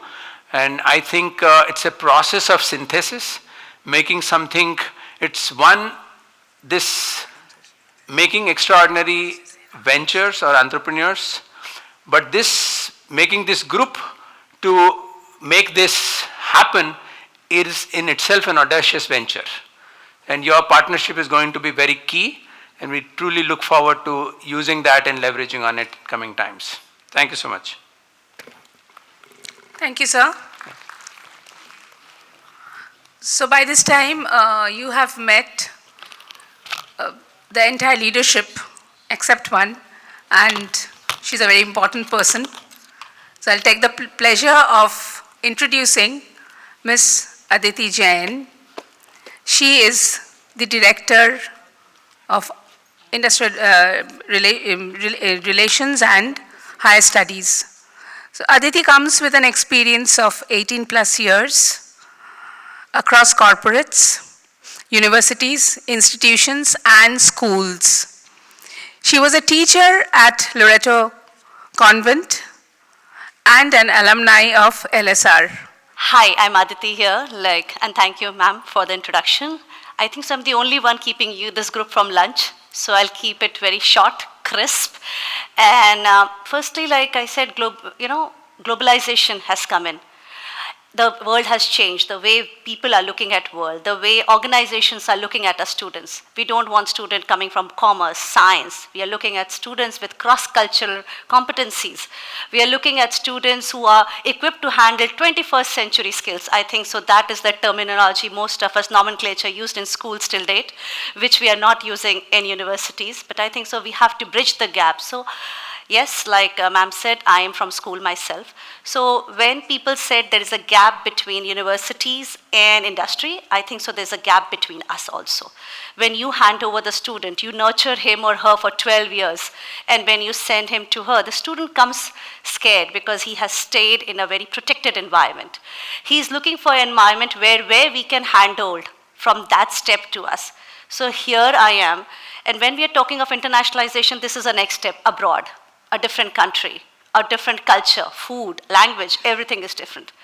So I want to come and ask you today, instead of me giving the presentation, I just want to give you a moment to let me know what your students are looking at. Like, yes, I can say we have international partnerships across the world. I have 65 plus numbers, I have so many students traveling. The number is definitely, it will not end. I'm not here to play the number game here. I'm here to see what the aspirations of your students are. Because when we are presenting SRM as a brand to you. We also want to integrate with your schools, with your students, with your parents' community. We want to come your way, handhold you also. Because like I said, I was across that table sitting where you are. I wanted to be handled in many ways. So I'll just go from, like, if anyone from any tables or anyone can stand up and tell me in internationalization space, and when I'm talking of internationalization, at SRM, we are working across international admissions. We are working for higher studies. So when we're talking of higher studies, we support your students in kind of SOPs, in LORs, for counseling sessions, for English, for everything, to go high abroad. Mobility programs, both short-term, long-term. It can be from 1 week to 3 weeks or 4 weeks, which is called immersion programs. It can be semester abroad programs, which are longer run. We have global partnership. Where we have tied up with prestigious Berkeleys. You must be hearing names, Northeastern, Monash Universities, Flinders, you name it, we have it here. Like I said, but we are not doing that. I just want to see, it depends on the child, I've seen. If the child is, sometimes the children get lost, feels lost in a bigger environment. They need a smaller, closed ecosystem to nourish them. Sometimes a child is very competitive. He needs to be fed more and more. So there is what it can be Oxford might not be the end of it. Sometimes a smaller university helps a student to aspire more. So this is what we at SRM University wants to see. What the child wants, what exactly, where his alignment is. We just can't send him to any university. So this is what my team is doing here. International internship, like my predecessor was saying, we also send our students for international internships. It can be academic internships. So let me also define internship for you. For me, internship is not interning at a corporate or organization which is paid. For me, going to an international university, working under a professor for 2-3 months, at a topic of his choice, the student has a lot of aspirations. He has his own choice of research. He has his own choice of technology. So probably if he wants to work like that under a professor, we find a professor, or we see if he has some professors and we try to bring them together. So this is also internship for me because he's getting mentored. Internship is nothing but being mentored by a professional of my field. So I'll leave this here. So anyone from this table I'll begin with. What the students from your school, when they are parents, any ideas so that, I can take it forward. We can have a mic here, please. See, the place from where I'm coming, it's an industrial area. So obviously in the mindset of the parents as well as the children is that they want to go for the technological fields. Okay. Either engineering, either degree engineering or diploma engineering. This is the main mindset. Suppose if in my school right now I am having in my school right now in class 12 I have 100 students, and you will not believe 95 of them want to become engineers. Now how many of them will become, that's a different story, but this is what they want. And so majority of the children want to go to the technical side. Okay, so this is from my place. So in that case, I would also like to say for us, I will switch a few slides. We offer a wonderful transfer program where we do a 2+2 here. Right. And that we have tied with a few very good universities across the 5 of them, I would say, where after 2 years of his engineering here, the student, we transfer the credits to the students and he goes to a university abroad, which can be US, which can be Malaysia, and then he gets here, I'll just show you list there. Yes, so 2+2 program. So for your students, we offer, if you see, he can be from any other program, but the programs being offered are BSc engineering across all domains. So this not only saves his time, cost, money, but he's also being mentored because instead sometimes some parents feel they do not want to send. And again, India parents play a very important role in internationalization, how the student is aspiring. So they don't want to see an immediate jump from a school to a university and let alone a foreign country. So this program helps you and your school, a lot of you. I would like to take it back to your students, share it with them at SRM. When the student comes to us, we handhold him for 2 years. for all the main subjects. And after 2 years, we transfer the credits to the foreign universities where he gets admission. And 2 years he studies there, and then he is granted a degree in undergrad by the foreign university. So it saves cost. It saves a lot of other parental issues in terms of culture, in terms of other internship options. They also offers OPTs and internships. So this answers to your question, and again to engineers. But we also offer this program in France, like this is one of the only programs we have for business schools, the Rennes School of Management. In France, there is a 2+1+ model. And then Malaysia is offering these programs. So we are coming out with more such programs. So anyone else, ma'am, would you like to share the aspirations? Yeah, the students of my school are more interested into the art field. Okay. Like music, dance. Okay. And painting. Okay. So I really motivate them to have the courses in our school. Okay. And I feel that if they are guided to go into good colleges and universities to fulfill their dreams of doing these courses, because not many of the colleges or universities have those. Okay. So we have a lovely global immersion program to answer to your question. So there are two kinds of immersion programs we do, an inbound and outbound. Firstly, because ma'am is saying outbound, let me talk outbound.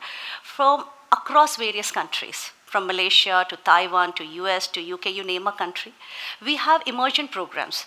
Like I said, from 1 week to 4 weeks, depending again on the financials also and what the child wants, what kind of program he's looking at. And these kind of programs are a prelude to what he's expecting, because a 1 week program in Malaysia helps him not only decipher or uncode the culture of the program, to see what the faculties, because in the school we teach and the way a university teaching is, the more universities abroad are more research focused, they are mostly into essays, they are mostly into hands-on experience, where we are moving in, but it will take time. So these kind of 1 week to 3 week programs really helps our students to take it there to find out what they want. Will they be able to settle in that culture? Believe me, a lot of students come back from Chicago, one of the best universities, it's very cold, we can't do the temperature. You know, I have seen reasons like this. So the weather also plays a very important role. UK's people find depressing. My students feel, you know, they're like, ma'am, we can't handle that depression. So these are things there. So let's not only do the academic side, the financial side, let's see the culture, the environment, the holistic 24/7, 360-degree nature, what the internationalization offers. And when I am standing here, my team does everything end to end. And I have a very passionate group of team here who is looking at these things. So we are handholding parents, teachers, students also, and anyone who wants to come to us to give the end-to-end knowledge. And also, ma'am, for inbound immersion, if you have that, we will be holding going forward. We are already holding for international students where we invite students on our campus. We have more than 240 international students from on our campus from 32 different countries. So, and also a lot of faculties keep visiting us. We can design programs, and we are designing for 1 week to again 10 days for hands-on experience on STEM programs, on liberal arts, like you said, on culture, on various foreign countries to give them a flavor of what they will be expecting. So if there is an ask, we can design it during summer programs, autumn break, or winters. And we have a fantastic group of faculties here, very passionate, and most of our faculties and deans you've met are all coming from experiences abroad. So they themselves, they can add into the practical side of the whole experience. I hope I've been able to answer that. On that table, sir? Okay. Yes. Ma'am, I want to just ask about the commerce section students. Mm-hmm. Commerce section student, how your courses and how these same courses, if the child is going to study abroad, see, same thing is going to mingle. Along with that, whatever the liberal arts you have told, you are going to have it here. So the same prospectus, if the child is going to study abroad for the liberal arts and the related to that, how you are going to collaborate that? So let me tell you, take a step back. When we collaborate on these programs, there is a word called curriculum alignment. So if we are bringing in a university, like I said, when we were doing with Rennes School of Managed Business in France, we could map our curriculum together. So the faculties, academicians from both ends, they sit together and see the alignment is. So that when the student goes abroad there, he's already covered a part of the course which has been taught there, so that there is no gap. And if there are gaps, we have some bridging programs which are taken online by the faculties there or by our faculties here, so that he is equipped enough before he goes. And the degrees, again, like I said, if he's taking a transfer program at Rennes for 2+1, he will be doing 2+ years here, but after 1 year at Rennes, he'll be granted a degree by Rennes School of France, which looks very good on his resume. Like, you know, when many parents are asking placement, careers, kitni salary, package. So, and Europe offers a lot of other programs, internship programs, immersion programs. So he gets an opportunity to work on these and to take these opportunities for his future. I hope I'm able to answer that. Thank you.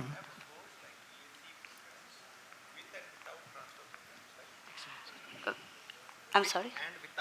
Yes, we have both. To the child to opt for it is. So the fees what we charge is an extra fees for It is a different fees for both the programs, and that I can take it separately when you want, and we can send you the details. this global immersion programs and all, it is common for all?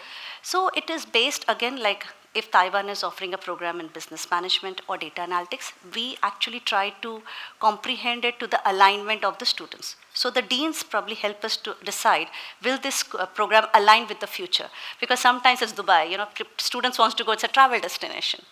So sometimes we design cultural programs. So again, ma'am, coming back to you. Is it like in the curriculum you have jotted down in the curriculum, or it suddenly happens? No, it suddenly does not happen, sir. We have MOUs, we get programs, we float it first with the academic community, and we have our own audit professors who sit down and map whether it aligns. Like I said, it cannot be just a travel destination. Yes, culture and industrial immersion does help. Like I said, when a Dubai program comes, the entire university wants to go.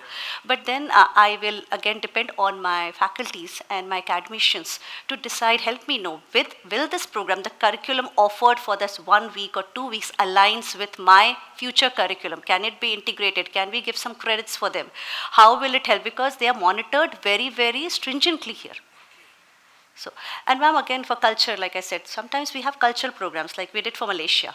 It was not only for culture, but also for entrepreneurship. It is also for industrial tours. So we also organize some industrial tours when these students go to these countries. So like for Thailand, Germany, and again, cost becomes an important factor here also. Anyone else? This table, sir, you would like to add? Ma'am, sorry. You would like to add anything for the internationalization? I had a question, yes, but please. it was already asked. Okay, thank you. I got the answer. You regarding this internationalization. Mm-hmm. If there is a question. Students, especially, you know.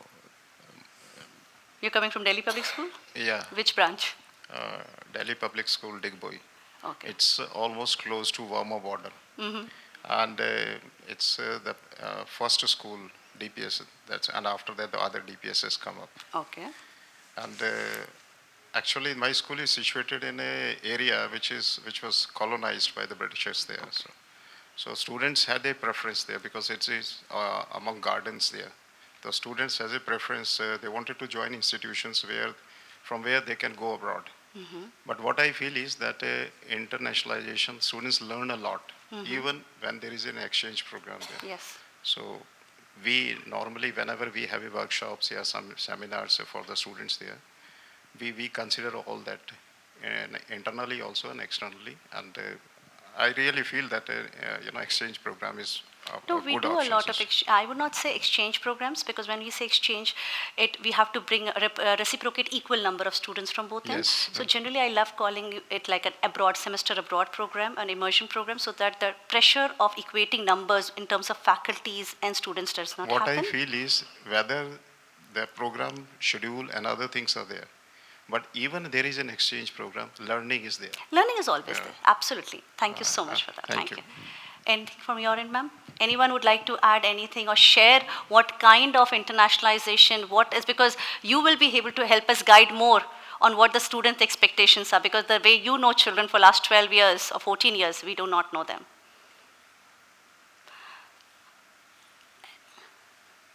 So one thing which I would like to share here is like, okay, when I have already done international internships, higher studies is one thing I would like to say. So when sir was saying that it is transfer programs, sometimes after undergrads, when students aspire for higher studies in India or abroad, my team is also taking care of that. Like right from the first stage of what his marks are, according to his marks, according to his aptitude. We bring in the programs, we see what universities are available to him and how he can apply the whole application process, LORs, like I said, building the portfolio, but at an undergrad level, like a higher level, which you do at a school level. And you'll be very glad to know, if the students get in the top 50 QS ranked universities, we have a prestigious presidential scholarship from 3 lakhs to 5 lakhs, which is bestowed to the student from our president office itself. So that is also huge support. And currently 7 students are availing such scholarships.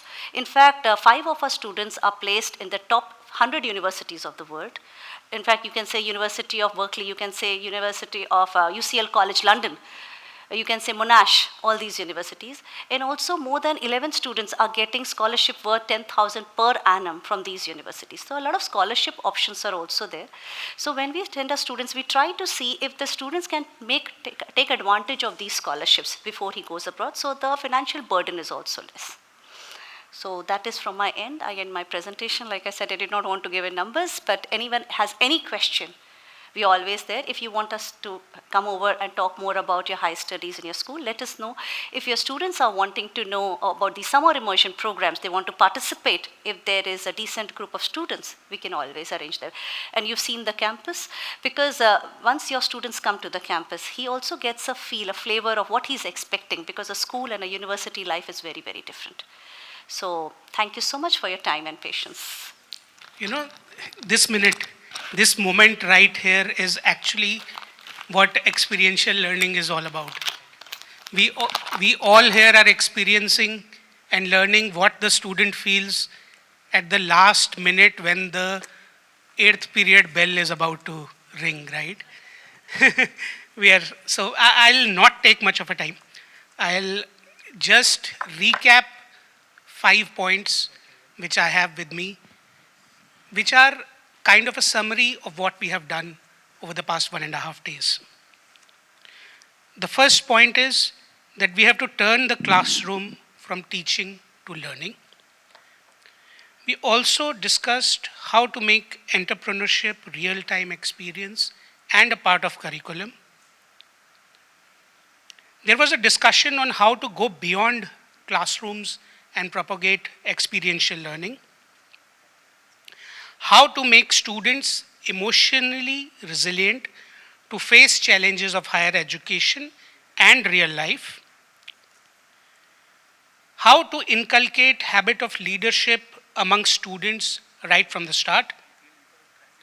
And how education needs to build on Indian culture and values. So these are the main 6 points which we had discussed. With this, on behalf of SRM University-AP, I would like to thank all of you for coming here, your valuable time.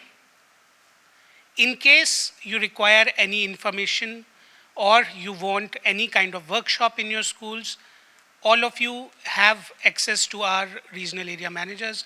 You can just ping them. I can personally come over, we can discuss. All this can be done. With that, I would like to close the session. Thanks everyone for the patience. Thanks a lot.